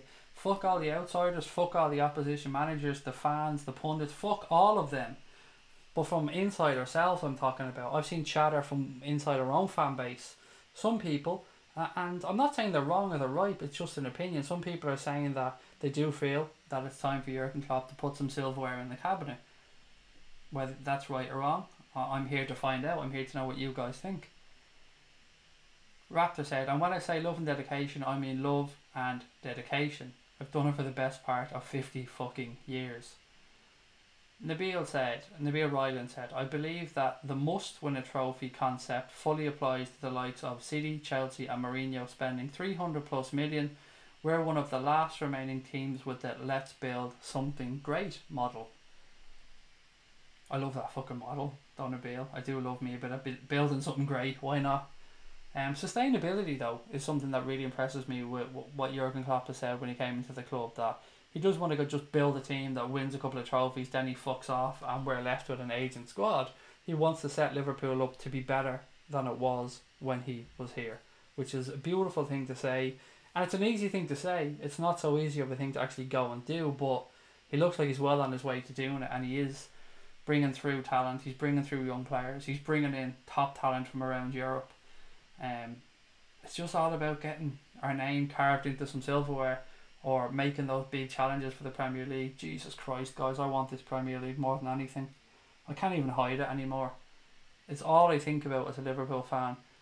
I want to think about European Cups. I love the run we went on last year. I enjoyed every fucking minute of it, but at the end of the day, the acid test is the Premier League. The European Cups are beautiful. I mean, this is some of the best memories you can have as a football fan, but the acid test is the Premier League, and we've been just too long. A club of our size shouldn't be this long without. I can't even say Premier League title. I should say top division title. It's something that I know so many of us want more than fucking anything else in football. We did a poll, and I got the results of that poll that I spoke about the other day, where we asked people, look, you can have one or the other. Do you want a Champions League or do you want a Premier League title? 93% went for the Premier League title, and that was with over 1,200 votes. So pretty nice little cross section of Liverpool fans included in that, but 93% wanted Liverpool to win the Premier League above anything else. Click and Go said, without Klopp, Liverpool would be a mid-table team. Can't believe people are so blind. What about when we don't win something? I can tell you, new coach, same disaster, like the end under Brendan Rodgers. And Nabil Ryland said, a trophy would be great, obviously, but a solid league season and solid cup runs with beautiful football is still progress based on our model. Klopp is not a manager to leave a club in a mess like Pep or Mourinho.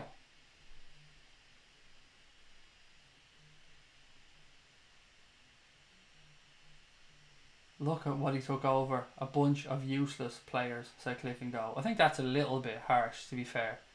I wouldn't call the group that were here a bunch of useless players, particularly when a lot of them are still here.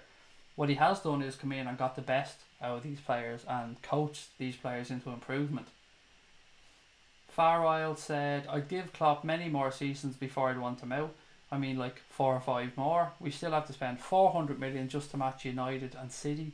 He has plenty more time for me. Raptor said, who will stop supporting Liverpool if we win nothing? Go on, who? It's a great ride and always has been, trust me.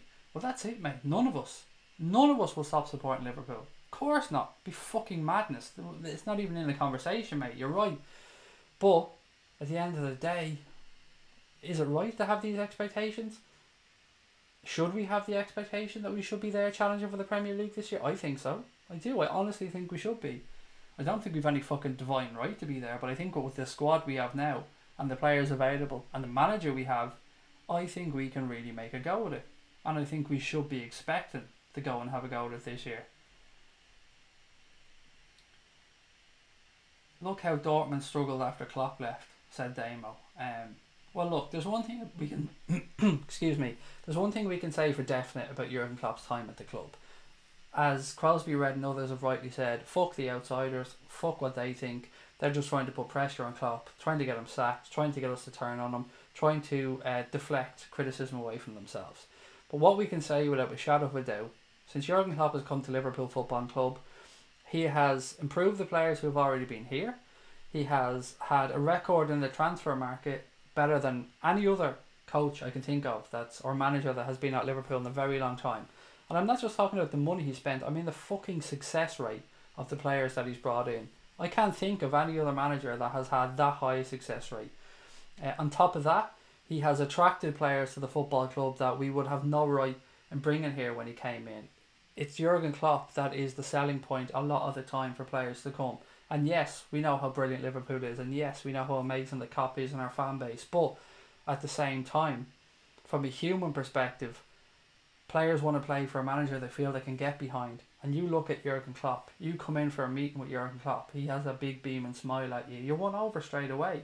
So we can't underplay how big a pulling point Jurgen Klopp is for players to come to Liverpool Football Club. So there's so many reasons for us to be thankful for what Jurgen Klopp has done and is doing.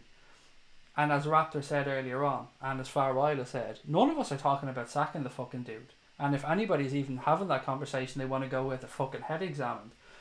This is more about expectation and what people feel is the correct amount of expectation for us to have with the squad that we currently have available to us. For me, I do, as I just said, I think we should be there or thereabouts.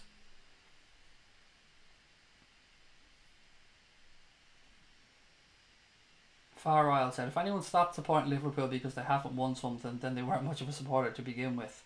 I want victory, but I won't sell my child because they lost the prize.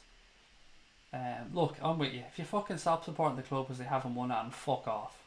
That's pretty straightforward. Like, you've no right being here. Just fuck off.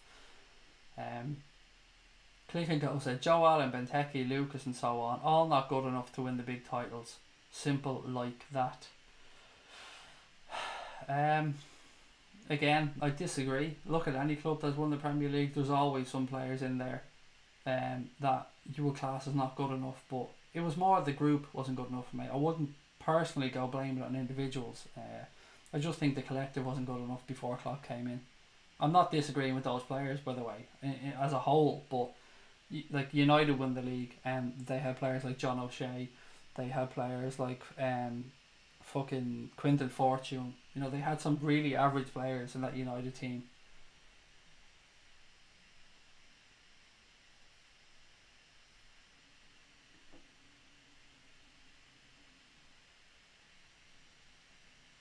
Nabil Ryland said, it hurts a bit that we have to face Pep's mega team for the league. If you look around our squad now against title winners in the past few years ago, what could have been. I know, it is fucking typical, isn't it? When we have probably one of the best Liverpool squads we've had in a long time, we are up against this mammoth of a fucking squad in Manchester City and a club with seemingly never-ending pockets. with a great manager who's doing a great job, world-class players that can play some absolutely amazing football, have broken records, set a league points tally that has never been seen before. That's what we're up against, but we are where we are, and you know, you want to be the best, we got to get there. It's simple as that. No good us crying about it. It's an unfortunate fucking time in history for us to be where we are, but you know what, fuck it, let's go and do it, man. Let's give it a bash. Pim Klopp out and get the ball and Mbappe, said Ryan. Show him a bit of leg on Europe out there. Get Klopp, I'll give him an old wink, show him a bit of leg, give him an old glass of whiskey and say, come on boys, come over here, you know you want it.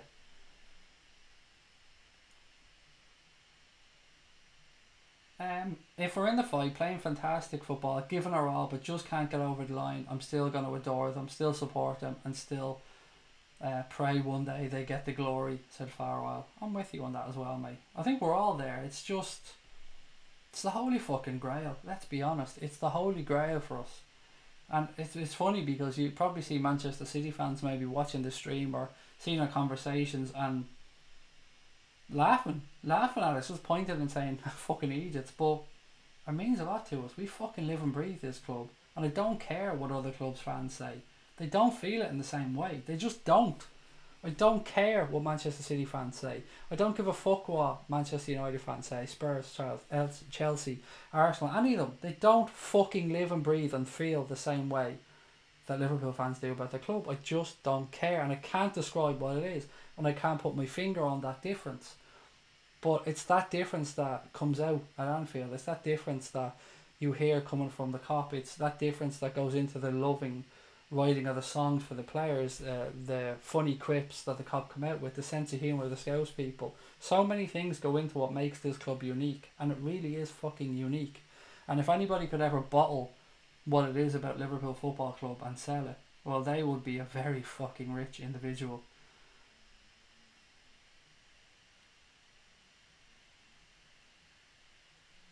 Frederick Ross said, I just love this club, that's it. Simple. You're right, mate. Fucking lovely way of putting it. I just love this club. That's it. And Farwell said, you'll never walk alone doesn't mean you only do it in sunshine. Perfect. Very well put. Right, have a quick drink, and then I've one more subject I thought we could have a chat about on tonight's stream, guys, if that's okay.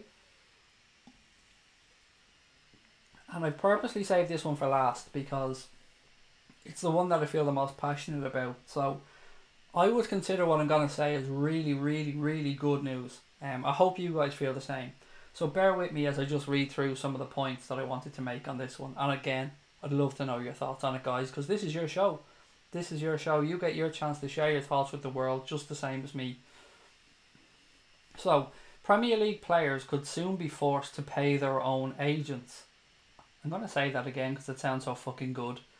Premier League players could soon be forced to pay for their own fucking agents rather than relying on the clubs to pay them. So I hear you're asking, what's this all about, Craig? Well, in a radical new shake-up of the way football agents are worked in the English game, the Premier League chiefs are meeting to discuss the issue of whether they should stop paying for fucking agents. Now, think about football, think about American football, think about baseball, basketball, pretty much any other major sport in the world. Clubs don't pay for players' agents. Players pay for their own fucking agents. So, if LeBron James is moving from, I don't fucking know what team he plays for. Let's say LeBron James is moving from Dallas to the fucking Lakers. So, he goes and does that deal. He gives his agent whatever the percentage of the deal is, and that's all tickety-boo. Then you have that fat fucking bastard of a useless slob, Mino Raiola. Now, I want to give you guys an example of how ridiculous this can be. Paul Pogba moved from Juventus to Manchester United for a transfer fee of, if memory serves correct, something around £90 million. The transfer fee, fair enough. You'll say that's the way football is going. That was his value in the market at that moment in time. Grand. That's one thing. But how about when I tell you guys that Mino Raiola, his agent, made £41 million from that deal. So the transfer fee was £90 million, and Mino Raiola took an estimated £41 million. from that deal. £41 million. Think about how big of a sum of money that is. £41 million could probably see Manchester United let everybody in free for the entire fucking season. Just guessing at that figure, but it's a shit ton of money, isn't it? £41 million fucking pound. Think about that. Have a think about how many fans' flights that could pay for over to New York for that European Cup final. Think about how many season ticket prices could be reduced. Think about how many disadvantaged kids or charities could get access to games for that money. Think about it. £41 million taken out of the game by that fat, useless slob. A pure greed. It's just pure greed, guys. And we are paying for it. We as football fans are paying for this. This money's not being taken out for players. You can understand. Pay 90 million for Paul Pogba, so be it. Paul Pogba is a talented footballer. That's his value on the market. Great. £41 fucking million of Manchester United's fans' money on this occasion. Manchester United fans' season ticket money, their hard-earned wages, the money they put into the club shop. £41 million. Nearly half that transfer fee. I know, I'm sorry I keep mentioning this figure, guys, but £41 million. For what? For what? To say that he wants this, and this. Yes, there's some legal stuff and all involved, and I know contracts are complicated, but fuck off. £41 million. So with this radical shake-up, it's expected that Premier League clubs are going to want the players to pay for their own fucking agents. Now, the thing about that is that what's more than likely going to happen here is that players are going to want to be paid more. And you're probably going to say that players' wages are going to go up and it's going to just even itself out. But it probably won't, though. It probably won't, because although players would want higher wages, it will curb the ridiculous costs that some clubs are paying these fucking agents. And sometimes it's a little bit more than just costs. Sometimes it's almost political. Some clubs have relationships with some agents and some clubs don't. Football, like anything else, like boxing, like any other sport now, a lot of it is, when I say political, I don't mean from a national level, but you know what I mean. There's politics involved in every sport. So for clubs to pay this, I'm not singling out Manchester United here, by the way. This isn't a dig at Manchester United for what they paid Raiola. Not at all. Liverpool have paid stupid money to fucking agents as well. I think if you look at the league table for money to agents over the last few years, Liverpool is right there. I mean, Liverpool's right at the top. We've paid a lot of money out to agents. But that's money that's coming out of the game. That's money that's coming out of stadium improvements. That's money that's coming out of increasing the cost of your season ticket, your match day tickets, your burger inside the stadium. That's money that's been taken away from buying another player for the club. It's money that's been taken away from the youth system. It's money that's been taken away from the ladies teams. It's money that's been taken away from the community.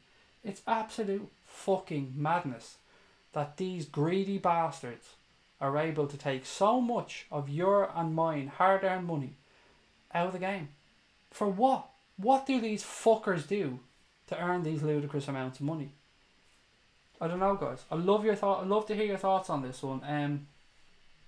There's a few more little bits to this as well. So Premier League lawyers are going to meet to discuss the possible legal ramifications of this, because you've no doubt that if this is brought through, there'll be fucking legal challenges left, right and centre, because these greedy bastards are going to want the gravy train to keep going. Of course they are. Why wouldn't they? Mino Raiola is just lining his fat pockets full of £50 notes. Why would he want that to stop? So the lawyers, of course, the Premier League lawyers are meeting to have a look at this to try and make sure that everything they're doing will be legally okay and contractually it'll be all okay and yada yada. Again, way over my head, not something I'm qualified to talk about. And lastly on this one, there's talk that the agents in the future are going to have to sit exams to prove that they're basically capable of doing the fucking job and that they're a fit and proper person to become an agent and that they're qualified to become an agent. That I don't know what this exam is going to entail. I'm just reading this information from a site that I got it off earlier on. And one more thing on this one as well, and this is kind of interesting, and I do like this. Agents may also be required to use English bank accounts for all of their dealings. in the country. Sounds simple. It sounds like something you'd expect. I'm sure it'll make the job for the Treasury or the English taxman much more simple. So just a recap on this before I go into the chat. Premier League bosses are meeting to try and get players to pay their own agents' fees. Again, just a recap. The example here is that Paul Pogba's move from Juventus to Manchester United, seen Mino Raiola, his agent, a super agent, whatever you want to call him, a super fat cunt, a bastard, a prick, somebody who's taken far too much money out of the game, seen him get paid £41 million. Apparently, nobody can, say that that's exactly what he got paid, but that's the figure that's been bandied around, £41 million. And also the possible reintroduction of exams for players as well, or for agents as well, and bank accounts may have to be English used by agents. So just jump into the chat now, see how you guys are feeling about that one. I wanted to leave this to last, as I said, because I've spoken about my hatred of agents and the money they're taking out of the game for as long as I've been doing podcasts. I mean, if you go back and listen to any of the podcasts I've done, at some point every few months I'll go on a rant about agents and the money they're taking out of the game. And I've got to be honest, even though I've been on those rants and even though I knew that they were taking money out of the game, I had absolutely no clue that it would be as much as that. When I seen that figure today, that Mino Raiola £41 million, that honestly made me sit back in my chair and take stock of the game that I love, that you love, and ask where it's going. On the day that we're talking about Mino Raiola getting £41 million out of that deal, the possibility of the Champions League final, the European Cup, being taken out of Europe to possibly be played in New York. And we're on here as Liverpool fans figuring out how the fuck we can try and get tickets to a game. Somebody else was saying that 200 quid for the Paris Saint-Germain game. What way is football going, guys? It's fucking scary. There's so many benefits to money in football. The best players in England, improved stadiums, improved safety, more TV, more games on TV. There's lots of positive things about money in football, but there's a shitload of negatives as well. And I don't know how you guys feel about £41 million being handed to an agent, but it doesn't fucking sit right with me. Mino Raiola looks like he swallowed half a dozen space hoppers, says Damo. Oh, that's a perfect first comment to go back in with. Thank you for that one, Damo.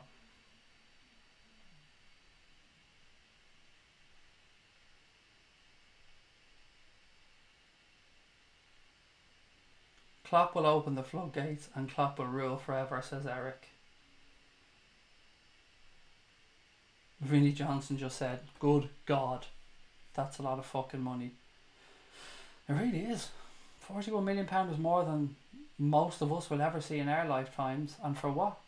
He didn't invent something that's going to fucking save humanity. He didn't fucking cure cancer. He didn't come up with the next fucking Google. He merely told his client that it would be more beneficial for him to play for this club over that club. Fucking madness. Crosby Red said, love that idea. Agents would have less power and clubs wouldn't be paying millions for these bloodsuckers. Lars Magnussen said, the truth is the agent made their job. Players can do their own contract and earn more money, so the agents are an absolute waste of time. Fuck them. I think Gary Neville was his own agent, and I think he also served as somebody who used to look after younger players when they came into the game at first and help them negotiate deals with the club, I think.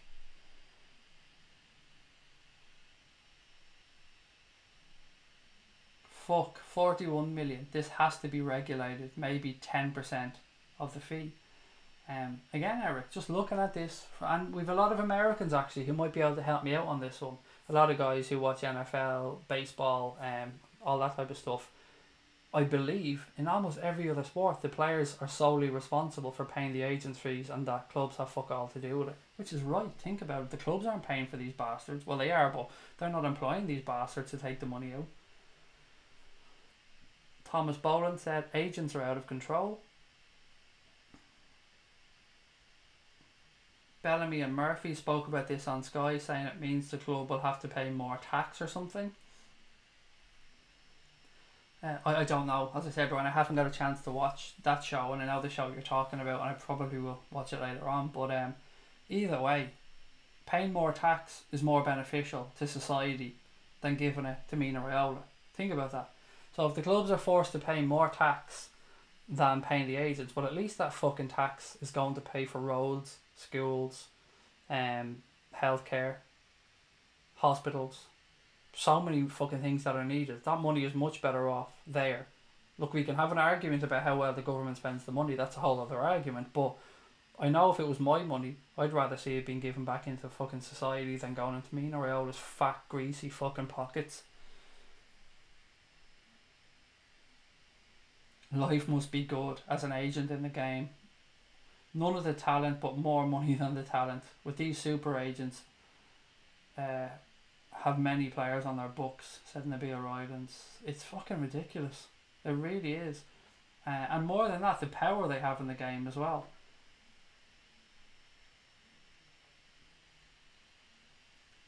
Raptor said, I wouldn't piss on that twat if he was on fire. It's a good job I'm not on the stream with you, or you'd hear a fucking rant, says Raptor.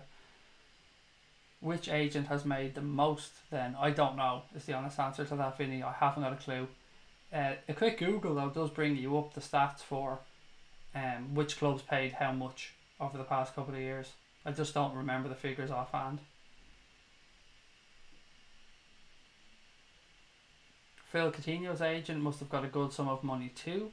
He did, as did Neymar's. And Neymar's papa as well, I believe, was well looked after in that deal. I don't know, could be wrong, and I don't know who got this, but I remember a fee of 70 or 75 million quid floating around that Neymar deal. I don't know who that was for, whether it was his agent or whatever, but there was something around that figure floating around it.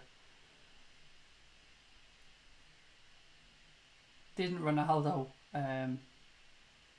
buy his agent a Greek island, said Ryan. I honestly don't know, mate, but fucking hell. If he did, Jesus Christ, a Greek island, not too fucking shabby. Fucking hell, that's made me smile, man. Just thinking about that now. Happy Christmas, mate. Here's an island.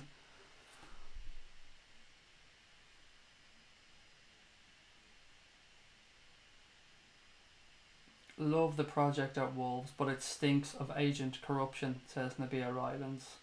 Again, just goes to show you, mate, the power that agents have in the game.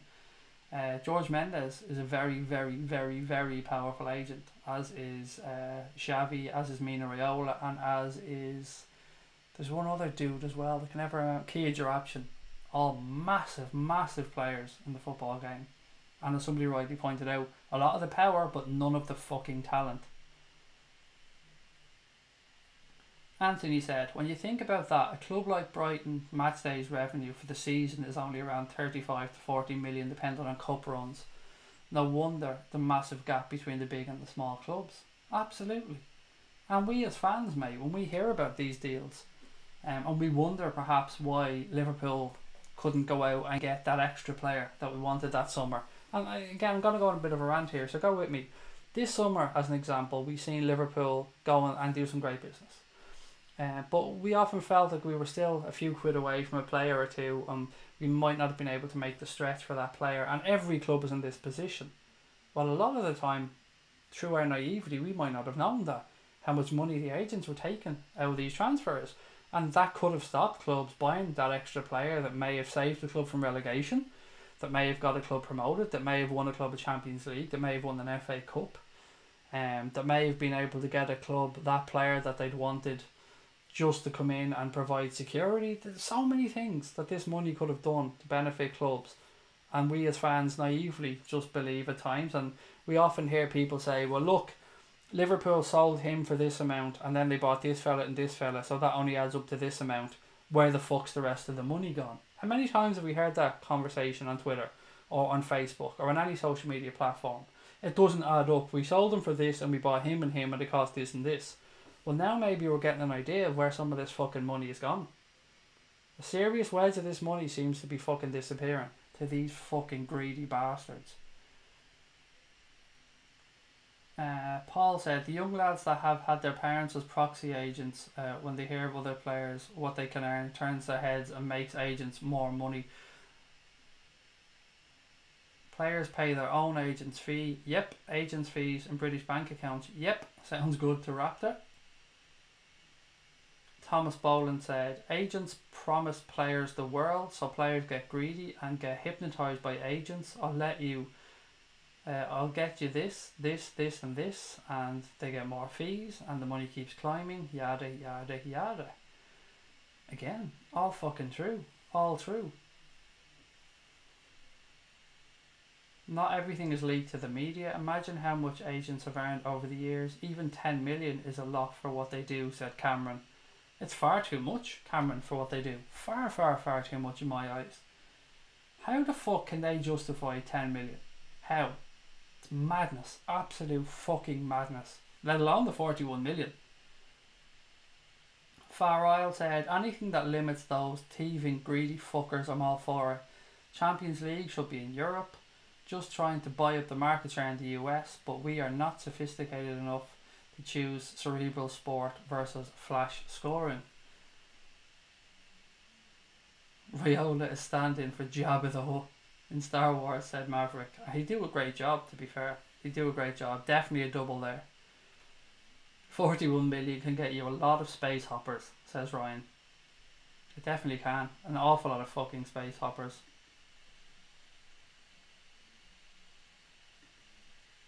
That's really weird.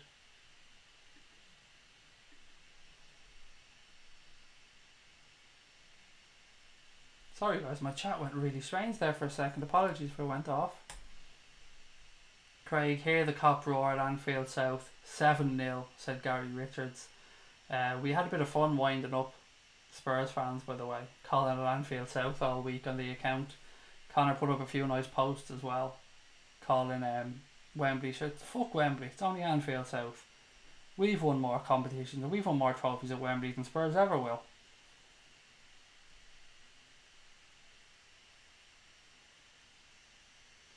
Stephen Kelly said, what did you think of the Garda making a few arrests in Dublin over IPTV streaming? They had £700,000 in their bank accounts after 3 years. I didn't hear that, Stephen, mate. I didn't hear that. And do you know what, mate? Look at this and this. We're talking about this money and 700 grand here and thinking, fuck, that's some wedge. That's some amount of money. Doesn't touch the 41 million that fat prick has taken out of the game. So TV companies and all the Premier League might cry about IPTV and they might cry about people illegally streaming games and stuff, and maybe rightly so, but at the same time they have to look in their own fucking house and realise what money is going out of the game. How many fucking illegal streams will that 41 million have covered? It's ridiculous. Absolutely ridiculous. You wouldn't fit 41 million in my house, said Lee.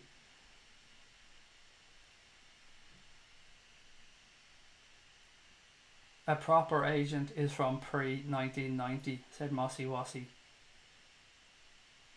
Lazar Markovic's agent must have a few bob, said Paul. There's enough money going into greasy pockets around the world. More money to the public pulled from agents. It's a no-brainer. Jesus, guys, you know what? I'm nearly 2 hours into this stream and I can't remember if I've even said take a second to hit the like button. I think I might have said it once. So yeah, if you do have a moment, guys, please hover down, hit that like button, give us a thumbs up. And of course, if you're watching and you haven't subscribed yet, we hope you're enjoying the stream. I've actually had a great time on tonight's stream so far. I like the fact that I've made myself a little bit of an agenda, so I know where I'm going with things. But yeah, if you are watching, whether it be on playback or you're watching this live now, please take a second to hit that subscribe button, guys. And of course, give us a thumbs up. Tomorrow night, guys, we'll be here 8:15 tomorrow night for the next Cop Council podcast. I think I've been saying all week it's myself, Cash and Joseph. It's not. I owe an apology. It's myself, Chris and Joseph on tomorrow night's podcast. So we'll be here 8:15, going live streaming as always. We hope you can join us for that one. Again, we've got a really packed agenda. Looking ahead to the game of the weekend, looking ahead to PSG and a few other bits and pieces on there. It's Joseph's first time, so I hope you guys like him. He's a really nice guy. He's been in the chat here, actually, to be fair. It's his first time appearing on the pod, though, so go easy. Be nice to him. I'm sure you will. But I hope you can join us for that one, 8:15 tomorrow.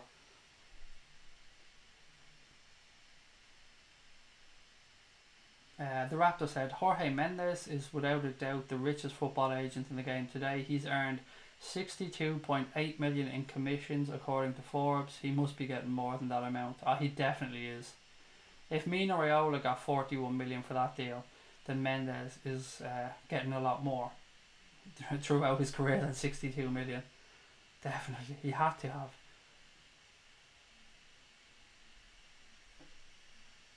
FIFA should have a cap in place, so it has to be agents should get a percentage of the transfer fee. Again, that makes some sense, but it still, in my eyes, should be the players that are paying for this and not the clubs. The clubs aren't employing these agents. It's the players that are paying these agents, not the clubs. It just seems madness to me that the clubs are having to pay these fuckers for business that they didn't even employ them for. Nabil Ryan said, another dodgy business in the game is third-party ownership of players. I think it's complicated. Our deal for Teixeira seemed common at clubs like Shakhtar in South America. I read a little bit up about the whole thing with Shakhtar, and I think what's his face, the guy we spoke about earlier on, the guy who was Tevez's agent, Ki Jarabtin. I think he has something to do with Shakhtar. I think he sends South American players their way, I think. There's a really interesting article if you have a Google about it, Nabil. I can't remember who wrote the article, but yeah, again, there's some shady shit going on in football.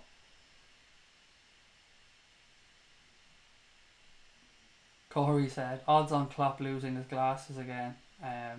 Hopefully it's odds on, mate, because if he loses them, we're doing something fucking right and we're celebrating, so hopefully you're spot on and he does lose them.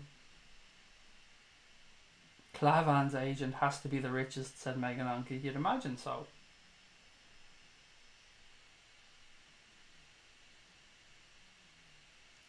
Crosby, I answered that one earlier on. Said Craig asked you earlier, what are you wearing? Is that a collar, new look, or laundry day tomorrow? No, I said to you, it's an Adidas polo. I'm always rocking the Adidas. If I'm not wearing a Liverpool shirt, you'll always see me rocking an Adidas top. No, today is just a little bit of a more upmarket Craig. I have my polo shirt on today instead of my usual chavvy t-shirt. Joseph said, what's up Craig and Reds? Had a family night tonight. Did I miss any crack? I actually had a belter of a stream tonight, mate. From a personal point of view, I really enjoyed this one. I felt like we covered a lot of topics for a night that was an international break night. I think we've got through quite a bit actually. So if you get a chance, Joseph, perhaps watch the stream back, because we've probably got through more content tonight actually than we have any other night. Imagine Robbie Keane's agent, said Stephen Kelly. Ka-ching! I still find it mad to think that Robbie Keane played with the real Ronaldo, like not the Cristiano, the original Ronaldo at Inter Milan. I still find that mad. Do you think Mane will be better than Salah this year? I don't know, is the honest answer, Corey. And I don't mind either way. If he is, happy days. I just hope that we do well as a team. I don't care who fucking scores the goals. If they share them out amongst the front three, great. They're all going to break 20, I think, in my humble opinion. But yeah, Mane seems to have got off to a great start. That number 10 shirt really seems to have given him a lift. And hopefully, yeah, if he does go on, let him bang in 30 this season. Happy days if he does. Craig, is Anfield Agenda on Skype? We don't use Skype, mate. It's too unstable. We have another site that we use to get our videos or get people onto the shows. Skype is too unstable. I'm on Skype though. Can't remember my account. It's been so long since I've been on there. Just put my name in there. All together, one word, Craig Holden. And I'm the fella in Wexford when you Google or when you go onto it. But yeah, don't use it, Gary. It's too unstable for what we need to do.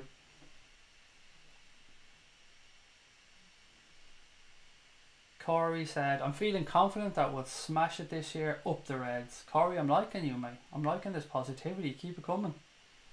Love a bit of positivity. Mendes pushing his players in the shop window with Wolves, said Stephen Kelly. Exactly. I'm sure it's even more complicated than that, Stephen. I'm sure there's some other stuff behind the scenes that we don't know about. And I'm not suggesting it's improper. I'm just saying I'm sure it's a bit deeper.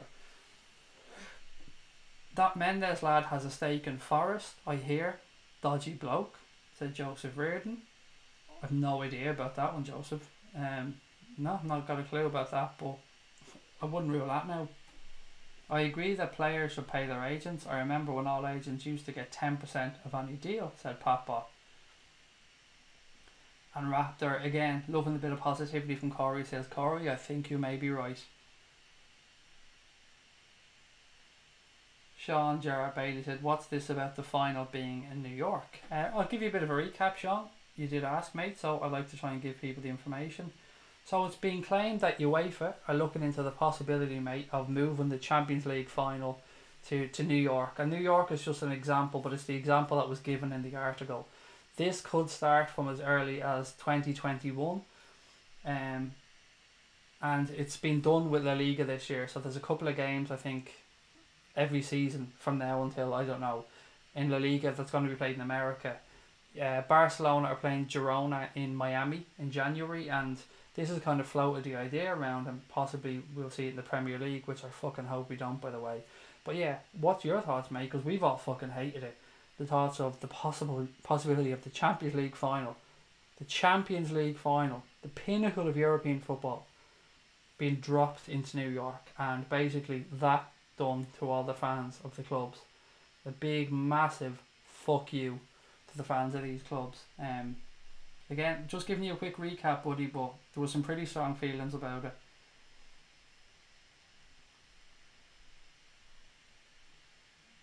Great stream tonight, Craig, said Vinny. Thank you, mate. I put my homework into this one. I did my work before I came onto this stream. I had a bit of extra time today, and I'm going to try and do this going forward. I feel that the stream flowed a bit better tonight with more of a structure to it, so I won't ram it down your throats. I love getting your opinions, but I think it works a little bit better if we know the direction we're heading in, rather than just going back in and out of the chat, because I find if we go in and out of the chat and just only do that we're often rehashing things and going back over the same stuff because people are joining at different times. I think if we just go through this structure, we might get a little bit more fun out of it and get through more topics and get more opinions. Crosby Red said, sorry Craig, missed the start of the stream, looking very sophisticated. Thank you very much. Some people said to me, you in court? I have a grey one of these as well, because like many Adidas tops I have Crosby Red, I have them in various colours. So I've got a red one of this, I've got a grey one, but the grey one really looks like a shirt. So I had it on one day and somebody said, were you up in court today or something? That's how unusual people believe me wearing any type of a collar is. Do you know what, actually? I can't remember who it was, said, Craig, do you have tattoos? He said, I've been watching this stream for ages and I only just noticed the tattoos. And I just thought to myself, fuck, really? Have you not seen any of the thumbnails? But yeah, it is just a polo shirt, Crosby Red. I'm still a chav, don't worry. Anthony said, do you think the clubs don't mind paying the agents fees because it's a way of contacting a player without breaking any rules? Possibly a way of tapping up players and unsettling them? Don't think so, mate. I mean, is it worth 41 million quid just to tap up a player? I don't know. I don't think that would be the reason. And they don't seem to like it. It's clear that they don't seem to like it because they're trying to do away with it right now. So clubs are clearly not happy with the amount they're having to pay to these fucking leeches. I hope Mane will be better than Mo last year, said Damo. So do I. And next year I hope that Firmino will be better than both, and then we'll have it again the year after. We can go back to Mo. Nabil Ryden said, I would take an own goal off Dyer's blockhead for the 3 points this weekend. As would I, mate. As would I. Don't care how the fucking win comes about. Ryan said, I'm saying it since before the season started. I think Mane will get more goals than Salah this season.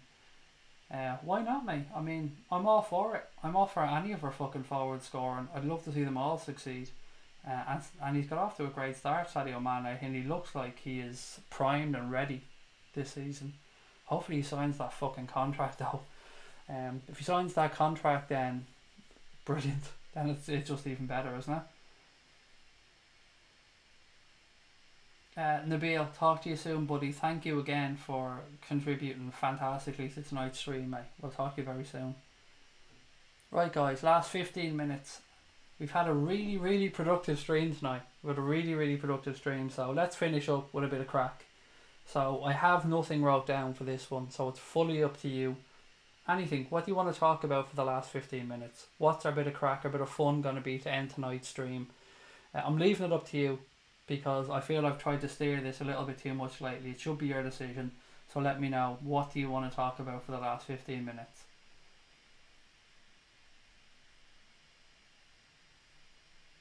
Gary said, Craig, here's a thought. The game on Saturday should be a classic because it's Liverpool FC. Every game we play is a classic, buddy, you're right, because it's the fucking Reds. But it's an important game. I can't underplay how important I think this game is at the weekend, mate. 3 points in this, and we've got a 6-point cushion already over a good chunk of the teams that are spoken about being there or thereabouts, the top 4. Eric Worry said, how many likes, Craig? Haven't got a Scooby-Doo, buddy. I haven't checked. This has probably been the first stream where I haven't really been asking that much about likes, surprisingly. And Heloko said, how long have you been on? What's this New York final? Really, really quick recap, mate, because we're just finishing up. It's been rumoured that UEFA are looking at moving the Champions League final away from Europe and possibly to New York for the 2021 season, maybe onwards, I don't know. It's been done in the league, as we've seen. They've moved a couple of games over to America, and today, I think this was on Sky, I think I read this from a Sky article, it's stating that possibly from 2021 they're looking at moving the final outside of Europe, and New York has been muted as a possible destination. Thoughts on that one, buddy? I'm fucking fuming about it.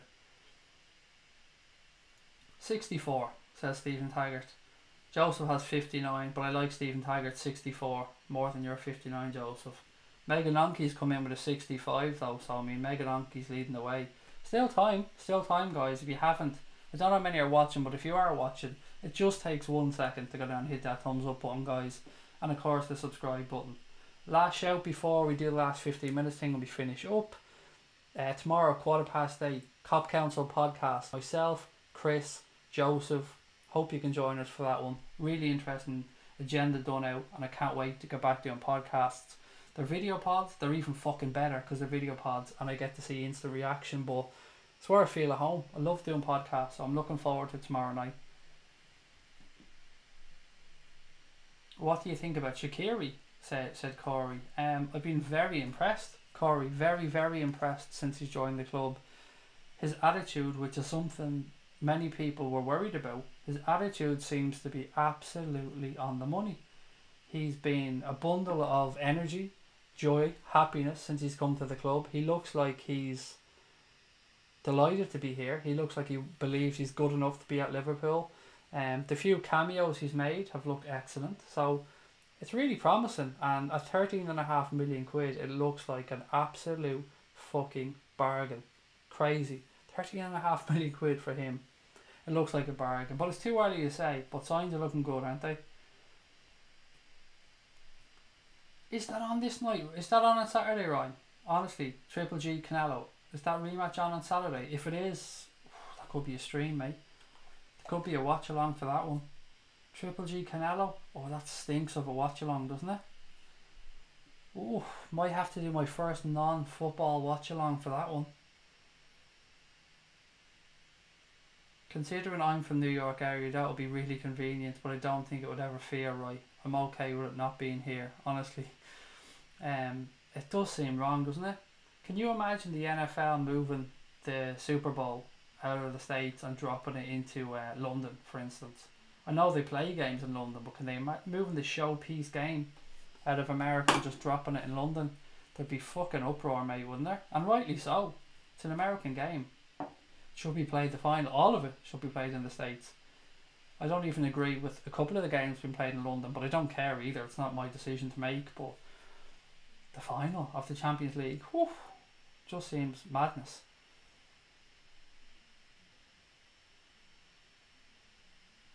Joseph said, yes, you'll get to see me all tomorrow. Only buzzing. Different Joseph.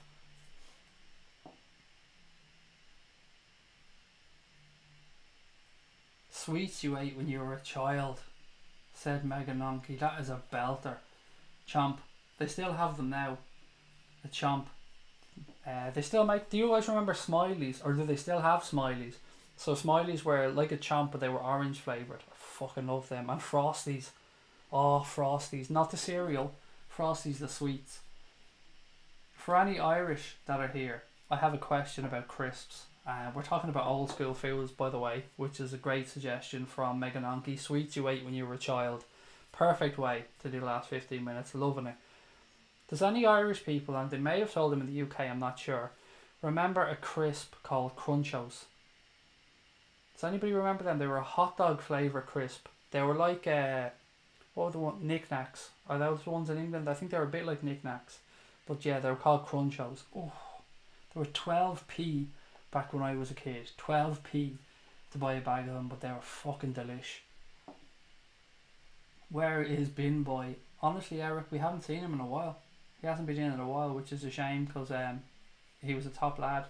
I'm sure he's okay. Could be on holidays, could be just busy. Whisper Gold. Yeah, my wife loves Whisper Gold. It's like one of her favourite bars.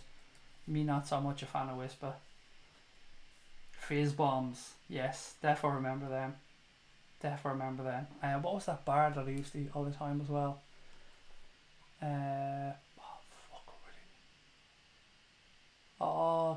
Wham bars, that was them.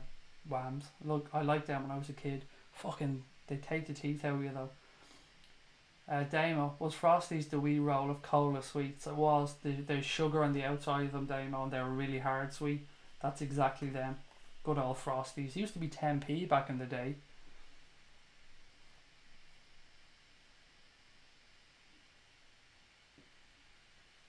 Am I getting deja vu? Honestly, Nabil, tell me if I'm going mad here, but I'm sure you said this about that picture earlier on in the stream. Tell me I'm not going mad. No problem with you reposting it. That's not it at all. I'm just fucking wondering, am I losing my mind? Predictions for Saturday's game. I'm thinking 2-0, said in Heloko. I'm going for 3-1, buddy. I think I've been saying 3-1 all week, so yeah, we'll win, of course, but I'm going for 3-1. Drumstick and Bazooka Joe Bubblegum. Remember both of those. Drumsticks were still on the go, which is great. Still get the drumsticks. Wagon Wheel, Craig. Jubblies and Hurlicks. Wagon wheels were not my thing, Gary, man. I thought they were. In my house, wagon wheels were the thing that were always left in the press. They were the last thing to go. Closely followed by penguins, I have to say. Nobody fucking liked them either. Cola cubes, said Megan Onke. Delish. Absolutely delicious. Kind of same as Frosties, really. Yorkies, said Paul. Still like them, mate. They're still a proper bar. It's a man's bar. Space Raiders, Freddos and Sherbert Fountain. Hell yeah. Yes to every one of those, Ryan. Space Raiders still on the go. Freddos still on the go. And I'm sure Sherbert Fountains are still on the go. All absolutely delicious childhood sweets and proper childhood sweets. Touchdown bars and Taz bars before they were renamed Freddos. Yes. So wasn't there two different ones though, Ryan? Wasn't there... A Freddo was the chocolate one. Or wasn't the Taz the one that had the caramel in it? Or am I going mad with that? I was sure that there was a difference between the two of them. Thingies. Yes, Lee. I do remember them. Thingies. Bonbons. Yeah, strawberry for me. If I'm going bonbons, I was a strawberry, although I wouldn't say no to a lemon. Pat Bot, you always jump out of the last 15 minutes, Pat. You must be die-hard football, mate. Talk to you tomorrow, buddy. Flying saucers, said Joseph Reardon. See, that's if when you're a dad and you're bringing your kid to the fucking pick and mix, man, that's what you want them to be going for. You're guiding them towards them light flying saucers and keeping them away from the fucking bonbons and the cola cubes and the heavy shit. The shit that costs money. Blackjacks, said Paul Connell. I like the Apple Jacks, mate. Not a fan of licorice. The Apple Jacks were nice. Zoobs. Are they the yogurt inside the... No, that was Froob. What's a Zoob? I don't know what a Zoob is. I'm confused. Smith's Crisp with the blue sachet of salt. Yes, I didn't remember them till you talked about the sachet, Gary. Yes, I do remember them now.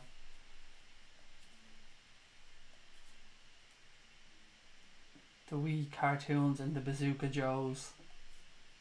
Oh, the memories, lads, the memories. Chocolate tools, especially the spanners. Why do I remember them, Damo? I don't know why, but I do.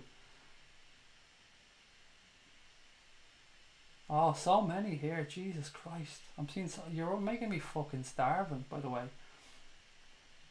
Any Irish people in that are into their crisps and haven't yet tried Keogh's, get yourself some Keogh's cheese and onion crisps and thank me later. Nicest cheese and onion crisp the world has ever produced.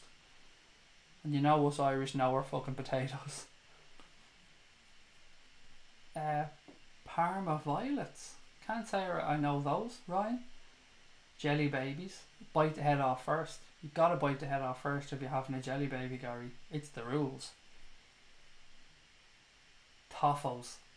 Toffos are still on the go as well, Paul. You can still get them down in deals in the €2 shops.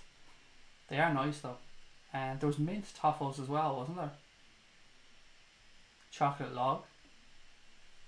Sam's Spuds crisps. Hell yeah. A nice fresh pack of those motherfuckers would be delicious. Opal fruits. Yes, that was before they became Starbursts. Opal fruits is proper old school, Gary. Well in. And Marathon, of course, before it became Snickers. Taz was caramel. I knew it was. Delicious. Fucking gorgeous though. 5, 4, 3, 2, 1. 5, 4, 3, 2, 1. See? There, I do remember those, Joseph. Curly Whirlies. There's actually some of them in my gaff as we speak, Ryan. My kids love Curly Whirlies. Coconut tobacco.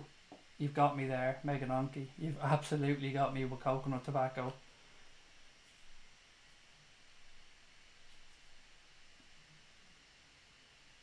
Mum, don't forget me thingies, says Lee. Robinson's orange squash. I'm a bit of a posh bastard when you go for the orange squash. I like the orange and pineapple. Although I don't know how that makes me posh, but again, do like the orange and pineapple. Hundreds and thousands. They're the yolks you fuck over ice cream, aren't they? The little multicoloured things. Dream bars. Yes. Weren't they kind of a bubbly chocolate, those dream bars? Nabil, if memory serves me correct. Did they have a creamy centre or were they just a bubbly chocolate?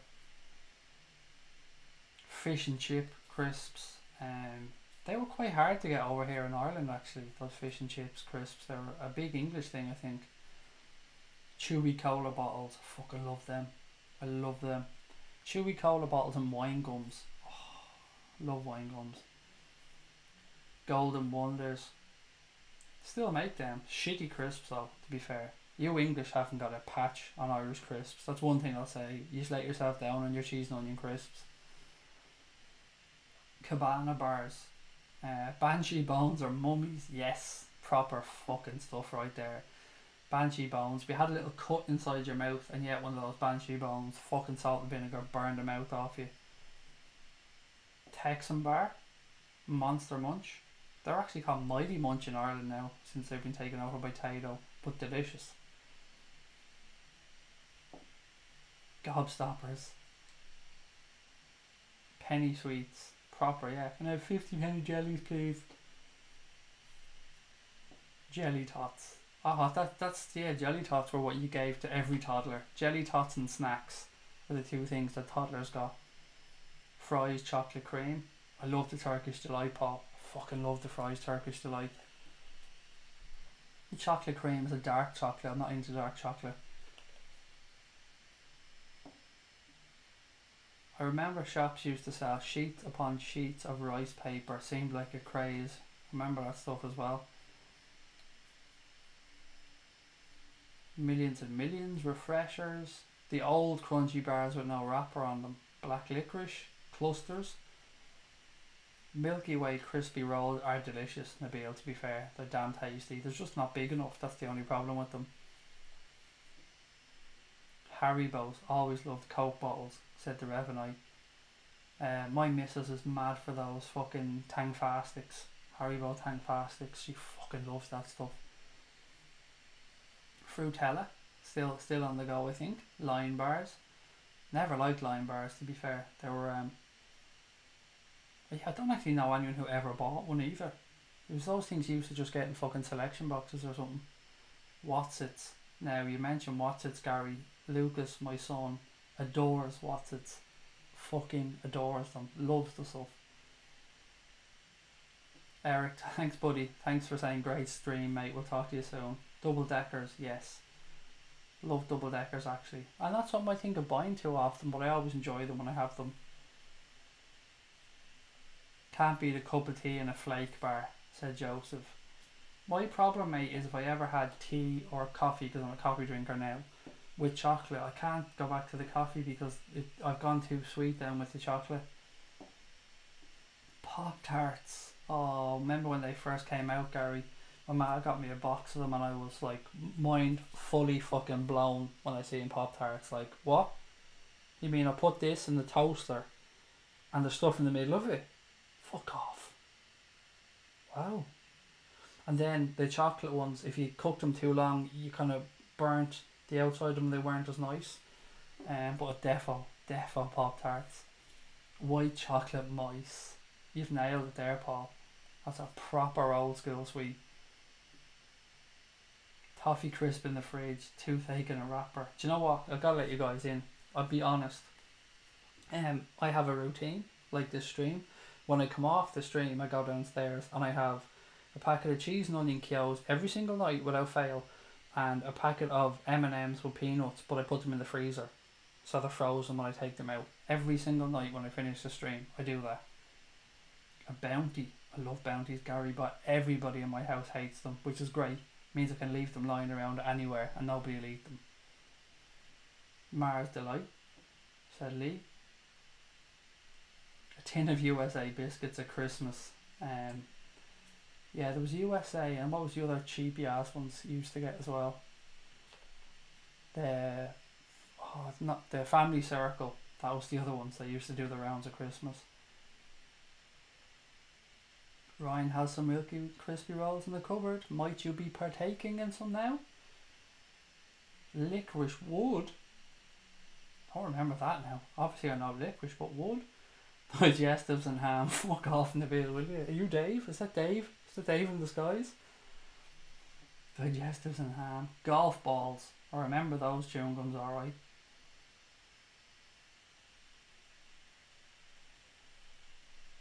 Chocolate dips. Yep, still have them motherfuckers. Delicious. Crisp sandwich, Craig. Oh, fucking yeah. I don't eat butter anymore, Gary, but I do like a crisp sambo.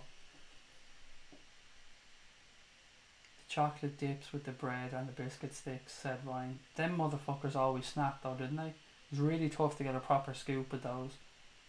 Terry's chocolate orange, yes. Yes, mate. Love that. Caramac.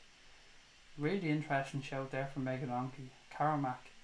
They are something that just appears in the supermarket over here every once in a while as well. It's like they tried to make a comeback. Dime bars. My daughter loved them. Why is the Champions League in New York? The pitches are shite, said Press Firmino. It's not something that's guaranteed, mate. It's something that UEFA are exploring the possibility of from 2021. And New York has been the city that's been mentioned first. So I'm with you, buddy. It's fucking ridiculous and shouldn't be happening. Shouldn't even be entertained. Gotta get me some Kyo's cheese and onion, but not sure if you can get them in the north. Oh, you'd say you can, Damo, because you can get them in the UK. In some Tesco's, mate. Your best bet is to look in Tesco. Kyo's cheese and onion. Damo, honestly, if you can't get them, and I mean this sincerely, drop me a line and I'll post you some up. Without a shadow of a doubt, mate. Don't be shy about it. If you can't get them, let me know and I'll send you some. Fucking delicious. Matchmakers, yep, definitely remember them. Chocolate fingers. I like the toffee ones of those that they have out at Halloween. The toffee apple chocolate fingers, Gary. Do you remember them? Oh, delicious. And the chocolate orange ones as well are nice. The chocolate cigarettes. You thought you were hard when you were a 10-year-old. Defo. The paper on those were a bastard some of the times to get off as well. My mum made me think I was only allowed after 8, said Ryan. Jesus man, you were gullible, weren't you? Come on. Did you ever sneak one of 5 to 8 or half 7 just to be a rebel? Dunkin' Donuts. Man, I'm a fucker for pastry and stuff. I've told you this before. Donuts. Oh, it's definitely one of my weak points. Gobstoppers the size of a cricket ball. Ringos. Ringos, why is that ringing a bell? Ringos. I don't know why, man, but that's definitely ringing a bell. Nougat. Yeah, never been my thing, those nougat bars.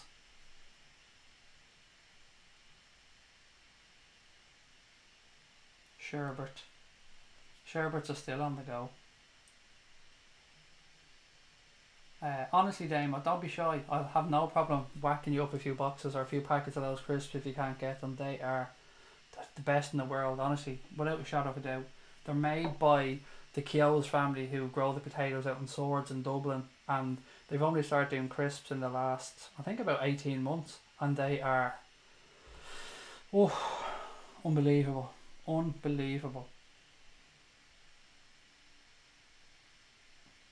Those chocolate cigarettes were nasty. They were fucking horrible. The chocolate in them were disgusting. Crisps, Craig, Ringos. I'm gonna have to Google this. Hang on a sec. Bear with me while I put this in. Ringos crisps. Hang on. Ringos.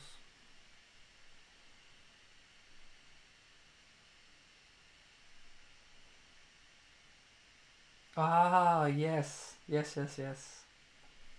They're Golden Wonder though, so we wouldn't have really had them too much over here. We didn't really have many Golden Wonder crisps. Cherry chav. You want the real shit, the real chav.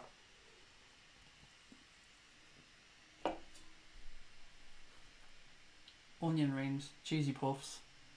I love cheesy puffs, you love cheesy puffs. If we didn't love cheesy puffs, we'd be lame. Wee crunchies, spicy tomato flavour. God, Gary, you're really pulling them all out here tonight, man. You know your shit when it comes to old ass sweets, man. You're on the pulse of the candy heartbeat. Is that the phrase I'm looking for? Cheese snaps. Barbecue sauce crisps. Defo. The Yorkie bar, is it still alive? Yeah, it is, Tom. Defo still alive.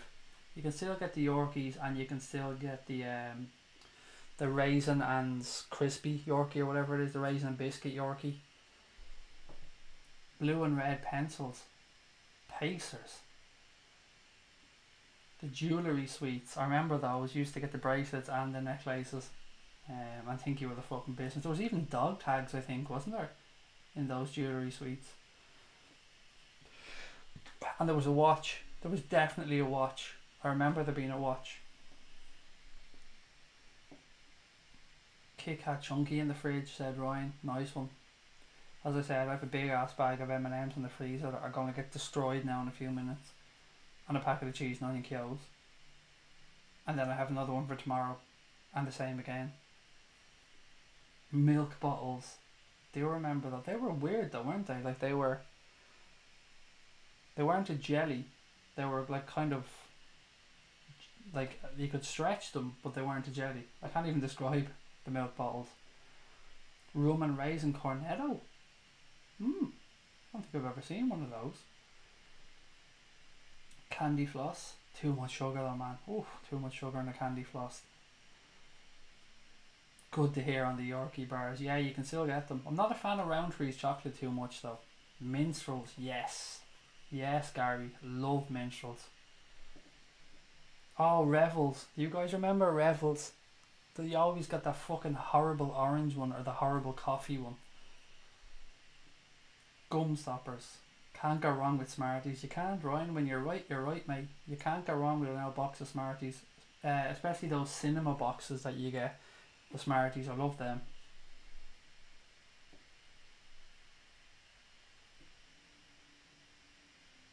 My favourite dessert from young has always been banoffee pie. Oh, love that shit. I do love a bit of banoffee. Rolos. cherry lips, Rolos again, lash them in the fridge before you eat them. And fuck the last Rolo shit. Wolf that down, don't share it with anybody. Anyone remember when they bought out blue Smarties? I thought the world was ending. Yep, I do remember that one. Again, all these little ploys just to get us to buy more shit. Munchies.